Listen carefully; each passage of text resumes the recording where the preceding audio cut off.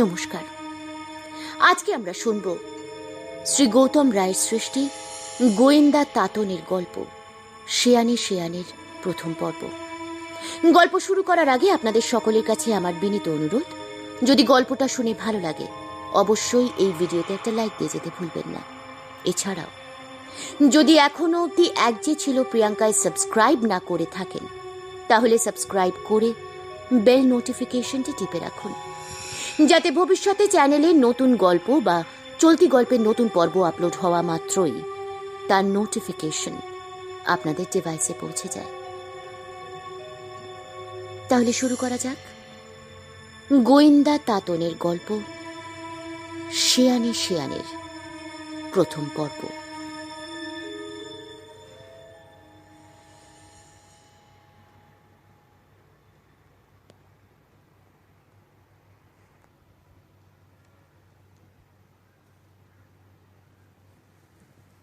তাতনকে অনেকক্ষণ গম্ভীর মুখে বসে থাকতে দেখে বোম্বা আর শুভ্র একবার মুখ চাওয়াচাবি করল, একবার করে ভ্রু নাচালো, যার অর্থ ব্যাপারটা কি বলতো।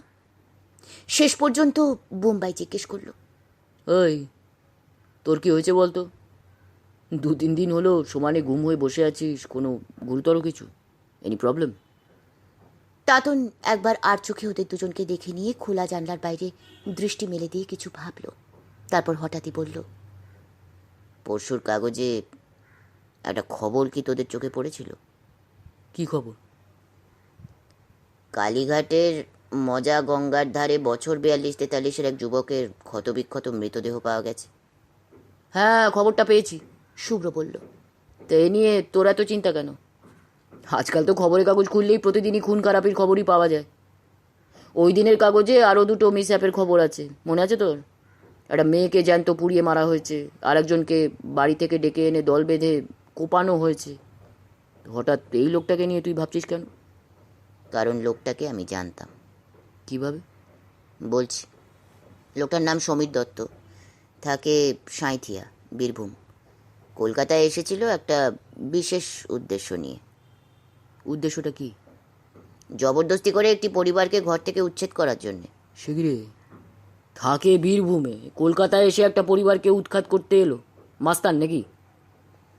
নিজে কতটা মাস্তান জানি না, তবে গুন্ডা মাস্তান জোগাড় করার ক্ষমতা নিশ্চয়ই ছিল। যে কোনো রাজনৈতিক দলের নিচু তলার কিছু গুন্ডা বাহিনী থাকেই। প্র্যাকটিক্যালি এরা কিন্তু কোনো দলীয় ক্যাডার নয়। যে যখন পাওয়ারে আসে এরা সেই দলে ভিড়ে যায়। দলও এদেরকে চেনে, প্রশ্রয় দেয় দলীয় স্বার্থেই। একান্ত বাড়াবাড়ি না করলে ওপরতলার নেতাবাবুরা এসব পোষা গুন্ডাদের নিয়ে তেমন মাথা ঘামান না। আমাদের এই সমীরবাবু কিছু টাকার টোপ দিয়ে নিজের কার্যসিদ্ধি করেন, কিন্তু শেষ রক্ষা তো হলো না। বীরভূম ফেরার আগেই ভদ্রলোক খুন হয়ে গেলেন। কিন্তু তুই সমীর দত্ত সম্বন্ধে এত কিছু জানলি কি করে? শুভ্র জিজ্ঞেস করল। কৃষ্ণা এসে 3 কাপ চা আর কিছু স্ন্যাক্স রেখে দিয়ে গেল। চায় চুমুক দিতে দিতে তাতন বলল, তোদের বলা হয়নি, মানে ব্যাপারটা তেমন গুরুত্ব দিয়ে ভাবিনি আর কি। কিছুদিন আগে অসীম দাস বলে একজন, মানে আমাদের চেয়ে একটু বড় হবে, আমার সঙ্গে দেখা করে। অসীম দাসটা কে? অসীম দাস সম্বন্ধে কিছু বলতে গেলে আমায় একটু পিছিয়ে যেতে হবে। অসীমের বাবা শঙ্কর দাস ছিলেন একজন ভালো ইলেকট্রিকের কাজ জানা লোক। নিজের একটা ছোটোখাটো ইলেকট্রিকের দোকানও ছিল। তা একবার আমাদের বাড়িতে কিছু ইলেকট্রিকের লাইনের প্রবলেম হওয়াতে বাবা শঙ্করবাবুকে দিয়ে কাজটা করিয়ে নেন। ভদ্রলোকের ব্যবহার এত সুন্দর ছিল, যতবারই কোনো প্রয়োজন হতো বাবা ওকে দিয়েই কাজ করাতেন। আর দরকার না থাকলেও ভদ্রলোক মাঝে মাঝেই এসে খোঁজ নিয়ে যেতেন। ছোটোখাটো কোনো ত্রুটি বিচ্যুতি থাকলে নিজের থেকেই সেগুলো ঠিকঠাক করে দিতেন। টাকা কড়ি দিতে গেলেও এড়িয়ে যেতেন, বুঝলি তো। সেটা কেন তা পরে বোঝা গিয়েছিল। একদিন সরাসরি এসে বাবাকে বলেন বাবার অফিসে যদি বলে কই ইলেকট্রিক মেকানিকের বরাতটা পাইয়ে দেন। কথাটা বাবা ফেলতে পারেননি। সে সময় সত্যি একজন মেকানিকের দরকার ছিল। চেষ্টা করে বাবা ওকে জবটা পাইয়ে দেন। সেই থেকে শঙ্করবাবু আমাদের, মানে বাবার প্রায় কেনা গোলাম হয়ে গিয়েছিলেন। এসব প্রায় 10-12 বছর আগেকার কথা, তখন আমি খুবই ছোট। পরে বাবার মুখে শুনেছিলাম শঙ্করবাবু লোকটা যতখানি ভালো মানুষ ছিলেন, ওর সাংসারিক জীবনটা ছিল ততটাই বিষময়। শঙ্করবাবুর স্ত্রী মহিলাটি ছিলেন ঠিক ওনার উল্টো পিঠ, অত্যন্ত সন্দেহপ্রবণ আর দজ্জাল প্রকৃতির। একটু রাত করে বাড়ি ফিরলে কি কোনো মহিলার সঙ্গে বেশিক্ষণ কথাবার্তা বললেই বাড়িতে রণক্ষেত্র বাঁধিয়ে দিতেন। এক কথায় ভদ্রলোকের জীবন তখন দুর্বিষহ বোঝা। হাসি খুশি ভরা মানুষটা দিনে দিনে কেমন যেন পাল্টে যেতে থাকলেন। সেই সময় যুগপৎ দুটি ঘটনা শঙ্করবাবুর পরিবারটা তছনছ করে দিল। শঙ্করবাবুর স্ত্রী হঠাৎ পাগল হয়ে গেলেন। আমার মনে হয় অত্যন্ত ঈর্ষাকাতর আর সন্দেহপ্রবণ মহিলাদের পরিণতি বোধহয় এমনই হয়। শঙ্করবাবুর স্ত্রীর খবর পেয়ে বাবা একদিন দেখতেও গিয়েছিলেন। মহিলা তখন রীতিমতো উন্মাদ। বাবাকেই চেলা কাঠ নিয়ে মারতে তাড়া করেছিলেন। চেষ্টা চরিত্রের করে ওকে হাসপাতালে ভর্তি করানো হয়েছিল। চিকিৎসার পর কিছুদিনের জন্যে ভালো হয়ে গিয়েছিলেন, কিন্তু সময় মতো ওষুধ না খাওয়া আর সন্দেহবাতিক ফিরে আসার জন্যে ফের তার পাগলামি শুরু হয়ে যায়। একটু আগেই বলেছি, যুগপৎ দুটি ঘটনা। মহিলার ধারণা হয়েছিল তার মাথা ঠিকই আছে, তার স্বামী নানা রকম ওষুধ খাইয়ে তাকে পাগল প্রতিপন্ন করার চেষ্টা করছেন। এরপর যেটা ঘটলো সেটাই হলো চরম। মানসিক অশান্তি আর নানান দুশ্চিন্তায় প্লাস পাগলের চিকিৎসার খরচের যোগান দিতে দিতে শঙ্করবাবুর সিভিয়ার হার্ট অ্যাটাক হয়। সংসারে তখন শঙ্করবাবু, তার বুড়ি মা আর একমাত্র সন্তান অসীম। অসীমের তখন কত বয়স হবে, বড় জোর 14-15। শেষ পর্যন্ত শঙ্করবাবুকে আর বাঁচানো যায়নি। হাসপাতাল থেকে সাময়িক সুস্থ হবার পর বাড়ি ফিরে দরকার ছিল পরিপূর্ণ বিশ্রাম, সেটা আর হয়ে ওঠেনি। পাগল বউ চারদিকে বলে বেড়াতে শুরু করলেন শঙ্করবাবু লোক দেখানো অসুখের ভান করে শুয়ে আছেন। এর ওপর ছিল নিত্য নতুন বায়না, আজ এটা চাই কাল ওটা চাই, আর সবই চড়া দামের। কসমেটিক্স থেকে শুরু করে রঙিন টিভি, ফ্রিজ কিছুই বাদ যায় না। সংসারের শান্তি বজায় রাখার জন্য শঙ্করবাবু সেই অবস্থাতেই কাজে বেরোতে শুরু করলেন। সেই ধকল শরীর আর নিতে পারেনি, ফের অ্যাটাক, এবং তাতেই ব্যাপারটা খুবই দুঃখের। তাতন থামতেই বুম্বা বলল, কিন্তু এরপর পরিবারটির কি হলো? প্যাথেটিক বলতে বাধ্য হচ্ছি এই কারণে, ডেথ বেডে শুয়ে থাকা শঙ্করবাবুকে দেখে ওর বউ তাড়াতাড়ি করে নিজের জিনিসপত্র গুছিয়ে নিয়ে সোজা চলে যান বীরভূম, তার বাপের বাড়ি। যাবার সময় বলে যান ও লোকটা মরেনি, মরার ভান করে শুয়ে আছে। বলিস কি রে? তাহলে মহিলা নিশ্চয়ই পুরোপুরি পাগল হয়ে গিয়েছিলেন, তাই না? তাই তো। তবে এখন তো শুনছি, মানে অসীমের মুখে, যে তার মা বেশ সুস্থই আছেন। ভালো কথা। তো অসীমদের এরপর কি হলো? বাবার সঙ্গে থেকে থেকে অসীম কিছু কাজ শিখেছিল, কিন্তু অসীম হচ্ছে ওর বাবার বিপরীত চরিত্রের ছেলে। বাবা ছিলেন কর্মঠ, উদ্যমী, পরোপকারী লোক, বাট অসীম হচ্ছে কুঁড়ের বাদশা। কাজ না করে শুয়ে বসে খাওয়ার ছেলে, ফলে সংসার অচল। এর ওপর অসীম নেশা করা শুরু করেছিল। বুড়ি ঠাকুমার কাছে অবশিষ্ট যেটুকু টাকা কড়ি ছিল জোরজুলুম করে সেগুলো কেড়ে নিতে নেশার রসদ জোগাড় করার জন্যে। বৃদ্ধার পক্ষে এই অত্যাচার বেশি দিন সহ্য করা সম্ভব হয়নি। একদিন তিনিও সংসারের মায়া কাটালেন। শুভ্র এক মনে শুনে যাচ্ছিল, কিন্তু বুম্বা কথা না বলে থাকতে পারে না। ও জিজ্ঞেস করল, তাতান, তুই তো একটা পরিবারের ট্র্যাজিক গল্প শোনালি, কিন্তু এর সঙ্গে সমীর দত্তের মার্ডার হওয়ার সম্পর্কটা কি? আসল গল্পটা শুরু বোধহয় এখান থেকেই। সম্পূর্ণ একা হয়ে বোধহয় কোনো মানুষই বাঁচতে পারে না। বাবাকে হারিয়েছে, মা থেকেও নেই। দেশের বাড়িতে ফিরে গিয়েও মাও আর ছেলের খবর রাখতেন না। একমাত্র অবলম্বন ছিলেন বুড়ি ঠাকুমা। তিনিও বৌমা আর নাতির অত্যাচারে অতিষ্ঠ হয়ে সংসারের মায়া কাটিয়েছেন। অত বড় সংসারে একা অসীম হাঁপিয়ে উঠল। ছোটোখাটো মাত্র দুখানা ঘর নিয়ে থাকত শঙ্কর দাস। ওই ছোট্ট ঘরে সারা রাত একা থাকতে অসীমের তখন পাগল পাগল অবস্থা। ও নিজের মুখেই আমাকে বলেছিল, সারা রাত একা ঘরে আমি আলো জ্বালিয়ে শুয়ে থাকতুম, কিছুতেই ঘুম আসতো না। সর্বদাই মনে হতো আমার মরা বাবা আর ঠাকুমা যেন আমার চারপাশে ঘোরাঘুরি করছে। আমার আবার ভীষণ ভূতের ভয়। দিন কতক আমার এক বন্ধুকে এনে রাতে আমার সঙ্গে থাকতে বললুম, সেও দেখলুম একসময় আসা বন্ধ করে দিল। অসীম তো বললি মন দিয়ে কাজকর্ম করতো না, সেটাও তো করতে পারতো। একটা বিয়ে টিয়ে করে সংসার করতে পারতো। কারো বাপ মাই তো চিরদিন বেঁচে থাকে না, তাই না? একা থাকতে থাকতে ও সত্যিই হাঁপিয়ে উঠেছিল। শেষ পর্যন্ত ওর বাবার কাজটাই আঁকড়ে ধরেছিল।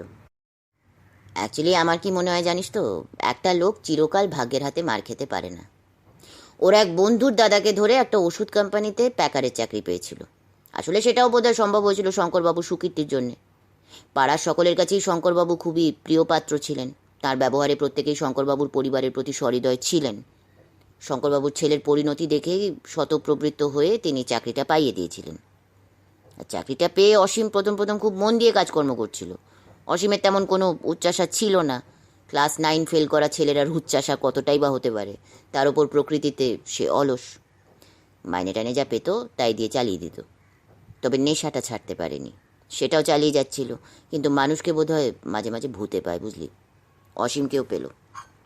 বছর 3-4 চাকরি করার পর সেই আলসেমির ভূতটা আবার মাথায় চাগার দিয়ে উঠল। চাকরিতে পার্মানেন্ট হয়ে যাবার পরই শুরু হয়ে গেল তার অফিস কামাই।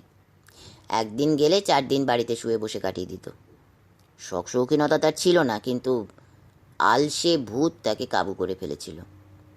একা থাকতে থাকতে ওর তখন প্রায় দমবন্ধ অবস্থা। হঠাৎই মনে পড়ে গেল ওর এক জ্ঞাতির দাদার কথা, রূপেশ সিংহ। রূপেশ সিংহ মানে যিনি টিভিতে অভিনয় করেন?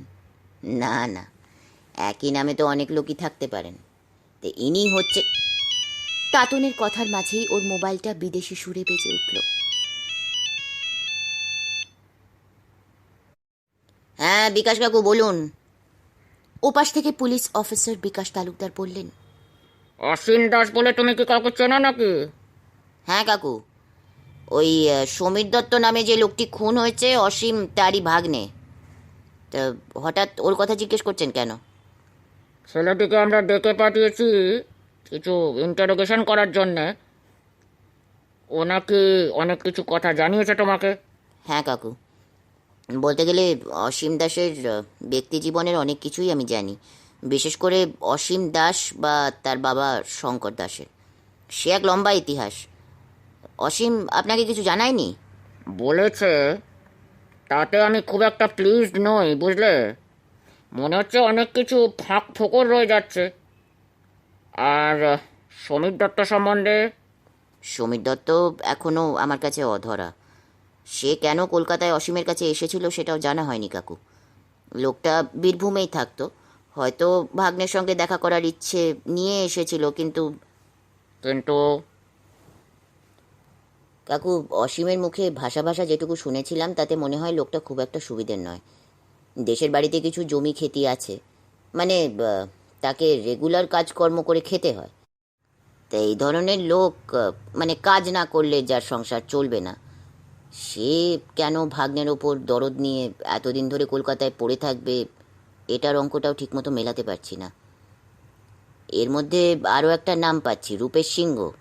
সে আবার কে? অসীমের কোনো এক তুতো দাদা। সে ইদানিং অসীমের সঙ্গেই থাকতো, উইথ হিজ ফ্যামিলি। লোকটার একটা বছর 6-এর ছেলেও থাকে সঙ্গে। আসলে কাকু, ব্যাপারটা এখনও আমার কাছে জটিল হয়ে আছে। তবে একটা ব্যাপার আমার মনে হচ্ছে। কে? খুনটা কোনো পলিটিক্যাল খুন নয় কাকু। অত্যন্ত নৃশংসভাবে খুন হয়েছে সমীর দত্ত। প্রচণ্ড আক্রোশ নিয়েই খুনটা করা হয়েছে। তার মানে তুমি বলতে চাইছো পারিবারিক কোনো বিদ্বেষ থেকে ঘটনাটা ঘটতে পারে, তাই তো? হলেও হতে পারে, এখনই ডেফিনিট হয়ে কিছু বলতে পারছি না। বিকাশ কাকু। হ্যাঁ বলো। মার্ডারটা নিয়ে আপনারা যেমন তদন্ত করছেন করুন, কিন্তু আমি যদি ব্যক্তিগতভাবে ভাবনা চিন্তা করি তাহলে। তাতন, তুমি তো জানোই আমি ব্যক্তিগতভাবে তোমাকে কতটা বিশ্বাস করি। তোমার ওপর আমার অনেক ভরসা। তুমি তোমার মতো করে এগো, আর যে কোনো প্রয়োজনে তুমি আমার হেল্প পাবে, এটা আমি বলে দিলাম। হ্যাঁ কাকু, সেটা আমি জানি। ও হ্যাঁ, আরও একটা কথা, প্লিজ আপনি অসীমকে একটু আমার সঙ্গে দেখা করতে বলবেন। সমীর দত্ত মার্ডার হবার পর ওর সঙ্গে আমার কোনো দেখা সাক্ষাৎ হয়নি। কবে যেতে বলছো? যত তাড়াতাড়ি সম্ভব। আপনি তো জানেন অপরাধকে বেশি পুরনো করতে নেই, তাতে সত্যটা অনেকখানি ধামাচাপা পড়ে যায়। ওয়েল, আমি কথা দিচ্ছি ও শিগগিরই তোমার সঙ্গে দেখা করবে। আচ্ছা কাকু। অসীমের বয়স এখন বছর 24-25। ছিপছিপে চেহারার উজ্জ্বল শ্যামলা রঙের ছেলেটা খুবই লাজুক প্রকৃতির। কথাবার্তায় মোটেও চটপটে নয়, এমনকি আচার ব্যবহারেও বেশ জড়তা। কথা কম বলে, কোনো প্রশ্ন করলে উত্তর আসে অনেক দেরিতে। হয়তো ভেতরে ভেতরে হীনমন্যতায় ভোগে। 3 বন্ধু মানে তাতন, শুভ্র আর বোম্বা সমীর দত্তর খুনটা নিয়েই ভাবাভাবি করছিল। তার মাঝেই একসময় শুভ্র বলল, সেদিন রূপেশ সিংহর কথা বলতে বলতে হঠাৎ বিকাশ কাকুর ফোন আসতেই ও ব্যাপারে আর কোনো কথাই হলো না। তো রূপেশ বাবুর ব্যাপারটা কিছু বলবি তো? একটু অপেক্ষা কর, একটু পরেই অসীম আসছে, ওর কাছেই সব জানা যাবে। প্র্যাকটিক্যালি আমি রূপেশবাবুর নামটাই শুনেছি। উনি ইদানিং সপরিবার অসীমের সঙ্গে থাকতেন, ব্যাস ওইটুকুই। লেট অসীম কাম ফার্স্ট, তখনই সব জানা যাবে। বেশি দেরি করতে হলো না। মিনিট 10 মধ্যেই অসীম এসে হাজির হলো। শুভ্র ওর স্বভাব অনুযায়ী অসীমকে আপাদ মস্তক জরিপ করা শুরু করে দিল। বছর 24 খুবই সাধারণ চেহারার একটি ছেলে, উস্কো খুস্কো চুল, কদিন দাড়িটাও কামায়নি, বেশবাসও মলিন। কাঁচুমাচু মুখে দরজার সামনে থেকেই জিজ্ঞেস করল, তাতান ভাই আসবো? হ্যাঁ, নিশ্চয়ই আসবে, এসো বসো। এরকম কাকাতু আমার কাছে এরা করেছো কেন? খাওয়া দাওয়া করেছো? ঘাড় নেড়ে হ্যাঁ জানিয়ে অসীম একটা চেয়ার টেনে তাতনের সামনে বসল। তাতনই শুরু করল, বিকাশ কাকুর কাছে গিয়েছিলে? লাজুক মুখে অসীম বলল, উনি আমাকে ডেকে পাঠিয়েছিলেন, মামার ব্যাপারে কিছু প্রশ্ন করছিলেন। আমারও তোমার কাছ থেকে অনেক কিছু জানার আছে, সেজন্যই তোমাকে ডেকেছি। তুমি নিশ্চয়ই চাও তোমার মামার খুনি ধরা পড়ুক। পুলিশের কাছে না গিয়ে প্রথমেই তোমার কাছে এসেছিলাম মামার জীবন বিপন্ন হতে পারে এরকম একটা আশঙ্কা করে, এবং আমার ধারণাই শেষ পর্যন্ত ফলে গেল। মামাকে আমি বাঁচাতে চেয়েছিলাম, কিন্তু শেষ পর্যন্ত তো বাঁচানো গেল না। আচ্ছা, একটা সত্যি কথা বলো তো, তোমার এরকম একটা আশঙ্কা হঠাৎ হয়েছিল কেন? প্রশ্নটা শুনে অসীম ফের কিছুক্ষণ ঘাড় নিচু করে বসে রইল। তারপর চোখ তুলে তাতনের দিকে বোবা দৃষ্টি মেলে তাকিয়ে থাকতে থাকতে বলল, মামু মামু একটা অন্যায় কাজ করেছিল, যেটা ছিল সম্পূর্ণ আমার ইচ্ছের বাইরে। অন্যায়টা কি? নিজের মনেই বিড়বিড় করতে করতে অসীম বলল, এতটা হেনস্থা না করলেই পারত। অনেক করে বারণ করেছিলাম। আসলে সমীর মামা বরাবরই একটু রকচটা আর একটু উজ্জ প্রকৃতির মানুষ। কোথাও টাকার গন্ধ পেলে ওতপাতা চিতার মতো ঝাঁপিয়ে পড়ে। এখানেও তাই। এখানেও কি কোনো টাকার গন্ধ ছিল? আগেই বলেছি, মামুর স্বভাবটাই হচ্ছে উজ্জ প্রকৃতির। নিজের মামা হলেও বলতে বাধ্য হচ্ছি, মামার মাথায় একটা শয়তান সর্বদাই নানান বদমতলব দিয়ে যায়। নিজের ইনকাম বলতে তেমন কিছু ছিল না, আজও নেই। দেশের জমি জায়গাপত্তরে ওর ভাগটা ছিল সবচেয়ে কম, আর বেশি ছিল আমার মায়ের। এরকমটা কেন? মামার ওই স্বভাবের জন্য দাদু ওকে একদম দেখতে পারতেন না, হয়তো সেই জন্যেই। তাই সর্বদাই তাল খোঁজে কাকে কিভাবে ফাঁসাবে, বিপদে ফেলবে, তারপর দরদি বন্ধু সেজে তার কাছ থেকে টাকা নেবার ধান্দা করবে। বেশ তো, কিন্তু তোমারও তো তেমন কোনো টাকার জোর নেই। হ্যাঁ, তুমি একটা চাকরি করো, তোমার মোটামুটি চলে যায়, তাহলে? আবার অসীমের মুখে গোবেচারা ভাবটা ফুটে ওঠে। আবার কয়েক মিনিটের নীরবতা। তারপর একসময় বলে, তাতন ভাই, তোমার এই তাহলের উত্তরটা দিতে গেলে যে একটু পিছিয়ে যেতে হয়, শোনার ধৈর্য হবে? হবে, তুমি বলো। বাবা মা ঠাকুমাকে হারিয়ে আমি তখন মনে প্রাণে খুব একা। এমনকি আমার অফিসেও তেমন কোনো বন্ধু ছিল না। অবশ্য তার জন্যে দায়ী আমি নিজেই। আমি তো তেমনভাবে কারো সঙ্গে মিশতে পারি না। ভালোভাবে কারো সঙ্গে কথাবার্তা বলা বা বন্ধুত্ব করা এসব আমার ধাতেই আসে না। তাই অফিসেও আমি মুখচোরা লাজুকের মতো একা একাই থাকতুম। একটা খারাপ স্বভাব আমার ছিল, আজও আছে। কেউ যদি মুখ ফুটে কিছু চায়, সেটা আমি না দিয়ে থাকতে পারতুম না। ধরো অফিসে সবাই মাইনে পেলো একই দিনে। গণেশ বলে একটা ফেরতবাজ ছেলে ছিল, আমার চেয়ে সিনিয়র। ঠিক মাইনের দিনেই নানান রকম গালগল্প বানিয়ে টাকা ধার নিত। এইভাবে বহুবারই টাকা নিয়েছে, কোনোদিনই ফেরত দেয়নি, মানে দিত না। তা সত্ত্বেও তাকে ধার দিতে? পারতাম না তো।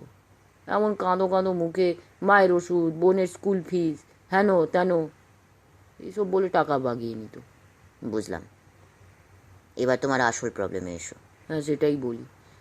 অসহ্য একাকিত্ব সহ্য করতে না পেরে আমি গিয়েছিলাম রূপেশ দাদার কাছে। কদিনের জন্যে ওর কাছে থাকবার জন্যে। কিন্তু গিয়ে দেখলাম রূপেশদার অবস্থা আরও শোচনীয়। 3 মাসের বাড়ি ভাড়া পড়ে আছে, নিত্যদিনের খাবার চালটুকু নেই।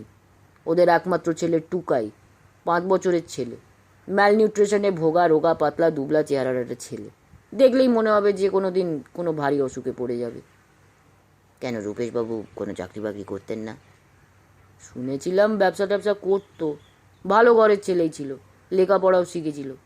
কিন্তু নিজের পায়ে কেউ যদি ধারালো কুড়ুল মারে, তার পাকে কে বাঁচায়?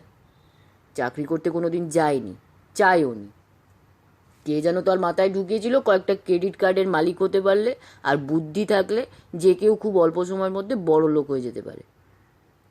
আর সেই ঘোড়া রোগেই রূপেশের ভরা ডুবি। নিজের এলেমে 10 জায়গার ক্রেডিট কার্ড জোগাড় করে তার ধার নিয়ে ফেললো। একসঙ্গে 10টা ব্যাংক থেকে ধার করে নিল ব্যবসা করার ছুতোয়। কিন্তু জানতো না টাকা ধার পাওয়া যত সহজ, সেটা শোধ করা মোটেই সহজ নয়। খুব শিগগিরই তার ফল পেল। কোম্পানিগুলো টাকা দিত খুব সহজে, কিন্তু টাকা আদায়ের জন্যে তারা গুন্ডা ফিট করে রাখতো। 2-1টা ইনস্টলমেন্ট ফেল করার পরই শুরু হতো গুন্ডাবাজির হুমকি। সে এক বড় ইতিহাস। একসময় সুপ্রিম কোর্টের অর্ডারে গুন্ডাবাজিটা কমলেও রূপেশদা কিন্তু আর নিজের বাড়িতে টিকতেই পারল না। একসময় এই নিজের বাবার বাড়ি ছেড়ে ওই গুন্ডাদের অত্যাচারে অতিষ্ঠ হয়ে ব্যবসা ট্যাবসা জলাঞ্জলি দিয়ে খড়দার দিকে 2 কামরা ছোট্ট ঘরে গিয়ে আশ্রয় নিয়েছিল। মাঝে মাঝে বাবার কাছে হাত পাততেই হতো, কিন্তু এভাবে তো চলতে পারে না। আমি যখন গিয়ে উঠলাম তখন প্রায় শেষ অবস্থা। বাড়িওয়ালা শেষ নিদান দিয়েছে, সেই মাসেই ঘর ছেড়ে দিতে হবে, নইলে জিনিসপত্র সব বাইরে ফেলে দেবে। অসীম তার নিজস্ব পদ্ধতিতে ফের মাথা নিচু করে নীরব হয়ে গেল। তাতন জিজ্ঞাসা করল, এরপরই বোধহয় আসল কাহিনী, তাই না? হ্যাঁ তাতন ভাই, ওদের এই অবস্থাটা আমি সহ্য করতে পারিনি। কারো কোনো কষ্ট দেখলে নিজেকে ঠিক রাখতে পারি না, জানো তো। মনে হতো তার জন্য কিছু করি। আমি দাদাকে অফার করলুম আমার বাড়ি গিয়ে থাকার জন্যে। এতে আমার একাকিত্ব ঘুচবে, আর কলকাতায় নিয়ে গেলে দাদা হয়তো নতুনভাবে কিছু চিন্তা করতে পারবে। আমি ভেবেছিলাম দাদা হয়তো পরাশ্রিত হয়ে থাকতে চাইবে না, কিন্তু দাদা এক কথায় রাজি হয়ে গেল। আমার কথায় চলে এলো কলকাতায়। অনেকক্ষণ পর বুম্বা জিজ্ঞেস করল, কিন্তু অসীম ভাই, তোমার তো মাত্র পায়রা খুপড়ির মতো 2টো ঘর, তার মধ্যে বাংলায় একটা কথা আছে না, যদি হয় সুজন তেঁতুল পাতায় 9 জন। দাদার কিছু জিনিসপত্র ছিল, ওই ফ্রিজ, টিভি, খাট, আলমারি, সব একসঙ্গে নিয়ে এসে হাজির হলাম কলকাতার বাসায়। এইখানে আর একটা ভুল কাজ করা হয়েছিল। দাদা প্রথমে এসেই বাবার সব মান্ধাতার আমলের পুরনো আসবাবপত্র বিক্রি করে দিল। একটা সেন্টিমেন্টাল যুক্তিও দেখিয়েছিল। আমার আসবাবপত্রের মধ্যে অভিশাপ লুকিয়ে আছে, বাবার মৃত্যু, মায়ের পাগল হওয়া, বুড়ি ঠাকুমার মৃত্যু।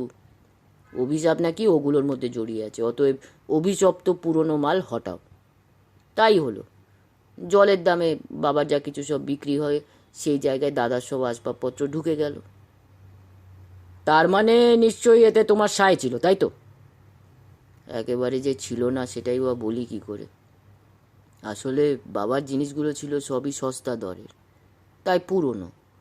আরও একটা ব্যাপার ছিল, দাদার জিনিসপত্র যদি না রাখতে দিতাম তাহলে হয়তো দাদাকে আনতে পারতাম না। বললাম না, ঠাকুমা মারা যাবার পর থেকে ও ঘরে আর আমি একা থাকতে পারতাম না। কিন্তু তুমি তো তোমার মাকেই দেশ থেকে আনিয়ে নিতে পারতে নাকি? প্রশ্নটা বুম্বাই করল। ম্লান হেসে অসীম বলল, প্রথমে সেই চেষ্টাই করেছিলাম। আমি নিজেই গিয়েছিলাম মাকে নিতে, কিন্তু মা কিছুতেই আসতে চাইল না। তার একটাই কথা, কলকাতায় এলেই বাবা ওই বিষ ওষুধ খাইয়ে তাকে মেরে ফেলবে। তখন তোমার মা কেমন ছিলেন? কখনো সুস্থ, কখনো বেশ অসুস্থ। তারপর বলেই অসীম সহসা নীরব হয়ে গেল। একটা অদ্ভুত ধরনের চাপা অস্থিরতা ওর মধ্যে ভেসে উঠল, কেমন যেন একটা বিরলতা। নিজের আঙুলগুলো নিজে নিজেই মটকাতে শুরু করলো। বেশ বোঝা গেল ভেতরে ভেতরে একটা অস্থিরতা খেলা করে চলেছে। সেটুকু বুঝতে পেরে ওকে খানিকটা সময় দিল ধাতস্থ হতে। তারপর এক সময় তাতন জিজ্ঞাসা করলো, কিছু একটা তুমি বলতে চাইছো অসীম, তাই না? অথচ পেরে উঠছো না। একান্ত ব্যক্তিগত না হলে বলতে পারো। ঘাটটা এদিক ওদিক নাড়িয়ে নিয়ে অসীম বলল, সেবার মাকে আমি কিছুতেই কলকাতায় আনতে পারিনি। আগেই বলেছি মায়ের ধারণা আমার বাবার জন্যই নাকি মায়ের জীবনটা নষ্ট হয়ে গেছে। আসলে মা তো আমার দাদুর একমাত্র মেয়ে ছিল, খুব আদরে মানুষ হয়েছিল। স্বামীর ঘরে এসে তার স্বপ্ন সফল হয়নি, তার কোনো চাওয়াই পূর্ণ হয়নি। সে যাই হোক, মা না ফেরায় আমি রূপেশদাকে নিয়ে আসি। মাকে মোটামুটি ভালোই দেখে এসেছিলাম, কিন্তু হঠাৎই মাস ছয়েক আগে খবর আসে মাকে কোথাও খুঁজে পাওয়া যাচ্ছে না। খুঁজে পাওয়া যাচ্ছে না মানে? তোমরা মানে তোমার মামারা কোনো খোঁজ খবর করেননি? করেছিল, এমনকি আমিও গিয়েছিলাম, খুঁজে পাইনি। সবাই বলল একদিন কাউকে কিছু না বলে এক বস্ত্রে কোথায় যেন বেরিয়ে গেছে। কোনো পুলিশি তদন্ত হয়নি? ওই নাম কাওয়াজতে সেটাও হয়েছিল। পাগল খুঁজে বার করার দায়িত্ব তো আর পুলিশের নয়। ব্যাপারটা সেখানেই ধামাচাপা পড়ে যায়। হঠাৎ শুভ্র প্রশ্ন করল। দেশের বাড়িতে তোমার মায়ের চলতো কিভাবে, ভাইদের সংসারে? দাদু মারা যাবার আগে তার সব সম্পত্তি 4 ভাগে ভাগ করে দেন। 3 ভাই আর 1 বোন। চাষের জমি জমা 4 ভাগে ভাগ হয়। তার আগেই বলেছি ছোট মামার ভাগটা ছিল সবচেয়ে কম। তবে নগদ টাকা আর মায়ের সমস্ত গয়না মেয়েকেই দিয়ে যান। হয়তো মেয়ে বিধবা বলেই তিনি এই ব্যবস্থা করে গিয়েছিলেন। কিন্তু আশ্চর্যের ব্যাপার, মায়ের খোঁজে আমি যখন দেশের বাড়ি যাই, মায়ের ঘরটা আমি তন্ন তন্ন করে খুঁজেও কোনো টাকা কড়ি বা গয়নার সন্ধান পাইনি। দাদু কতটা কি দিয়েছিলেন সেটা আমি জানি না অবশ্য, কিন্তু কলকাতা ছেড়ে মা যখন বীরভূমে চলে যায়, তখন তার সঙ্গে বিয়ের সময় দাদুর দেওয়া সব গয়নাগাটিও নিয়ে যায়। এমনকি তার সব দামি দামি কাপড় চোপড় সবই সঙ্গে নিয়েছিল। সেসবের কোনো কিছুই তখন আমি দেখতে পাইনি। তা তোমার কি মনে হয় সেগুলো তোমার মামারা নিয়ে নিয়েছেন? না না, মেজো মামা কলকাতায় ভালো চাকরি করে, মাইনেও পায় প্রচুর। ছেলে মেয়ে নিয়ে মেজো মামা কলকাতাতেই থাকে, ভুলেও দেশের বাড়ি যায় না। ক্ষেতের ধান বা ফসল থেকে যা ভাগ হয় বড় মামা সেটা পাঠিয়ে দিতেন। মেজো মামার সঙ্গে বাড়ির সম্পর্ক ওইটুকুই। মেজো মামা এসবের ধারে কাছে নেই, এটা আমি হলপ করে বলতে পারি। আর বাকি দুই মামা? ছোট মামা মানে সমীর দত্ত সম্বন্ধে তো আগেই বলেছি, টাকা কড়ির ব্যাপারে লোকটা খুব একটা সুবিধের নয়। আর বড় মামা সম্বন্ধে আমার সঠিক কোনো ধারণাই নেই, কতটুকুই বা তাকে দেখেছি। তবে দেশের বাড়িতে যে কবার গেছি দেখেছি বড় মামা থাকতেন নিজের মতো। ভাগের জমি জায়গা নিয়ে তিনি আলাদা সংসার করতেন, অন্য কারো ব্যাপারে মাথা ঘামাতেন না উনি। এবার তোমার ওই রূপেশদা সম্বন্ধে কিছু বলো তো। ফের একইভাবে চুপ করে থাকা, ঘাড় বেঁকিয়ে কিছু ভাবা। তারপর একসময় ধীরে ধীরে বলল, তাতন ভাই, বাংলায় একটা প্রবাদ আছে নিশ্চয়ই জানো, খাল কেটে কুমির আনা। কথাটা যে কত বড় সত্যি সেটা আমি হাড়ে হাড়ে টের পেয়েছি এই কবছরে। কিরকম? ভেবেছিলাম দাদা বৌদি আর ওদের একমাত্র ছেলে বছর ছয়েকের বাপ্পিকে নিয়ে আমার বেশ কেটে যাবে। অন্তত একা একা ভূতের মতো মুখ বুজে ঘরে বসে থাকতে হবে না। প্রথম প্রথম সেভাবেই চলছিল। মাকে আমি কোনোদিনও নিজের মতো করে পাইনি, বৌদিকে আমি সেই জায়গাটা দিয়ে ফেলেছিলাম। আমি জানি আমি খুবই অলস প্রকৃতির ছেলে, কাজকর্ম করতে আমার মোটেও ভালো লাগতো না। বরাত জোরে চাকরি একটা পেয়েছিলাম, কিন্তু সেখানেও মন দিয়ে অফিস করতাম না। যেদিন থেকে দাদা বৌদিকে নিয়ে এসেছিলাম সেদিন থেকে কিন্তু নিয়মিত অফিস যাওয়া শুরু করেছিলাম, কারণ তখন সংসারে টাকার প্রয়োজন খুব। সংসারে টাকা কড়ি নিশ্চয়ই প্রয়োজন, সেটা হতেই পারে। তোমার চাকরি করাটাও অবশ্যই দরকার, কিন্তু তোমার দাদার কোনো কন্ট্রিবিউশন ছিল না? ঠোঁটের কোণে হাসল অসীম। কন্ট্রিবিউশন তো অনেক দূরের কথা। দাদা হচ্ছে কুঁড়েস্য কুঁড়ে।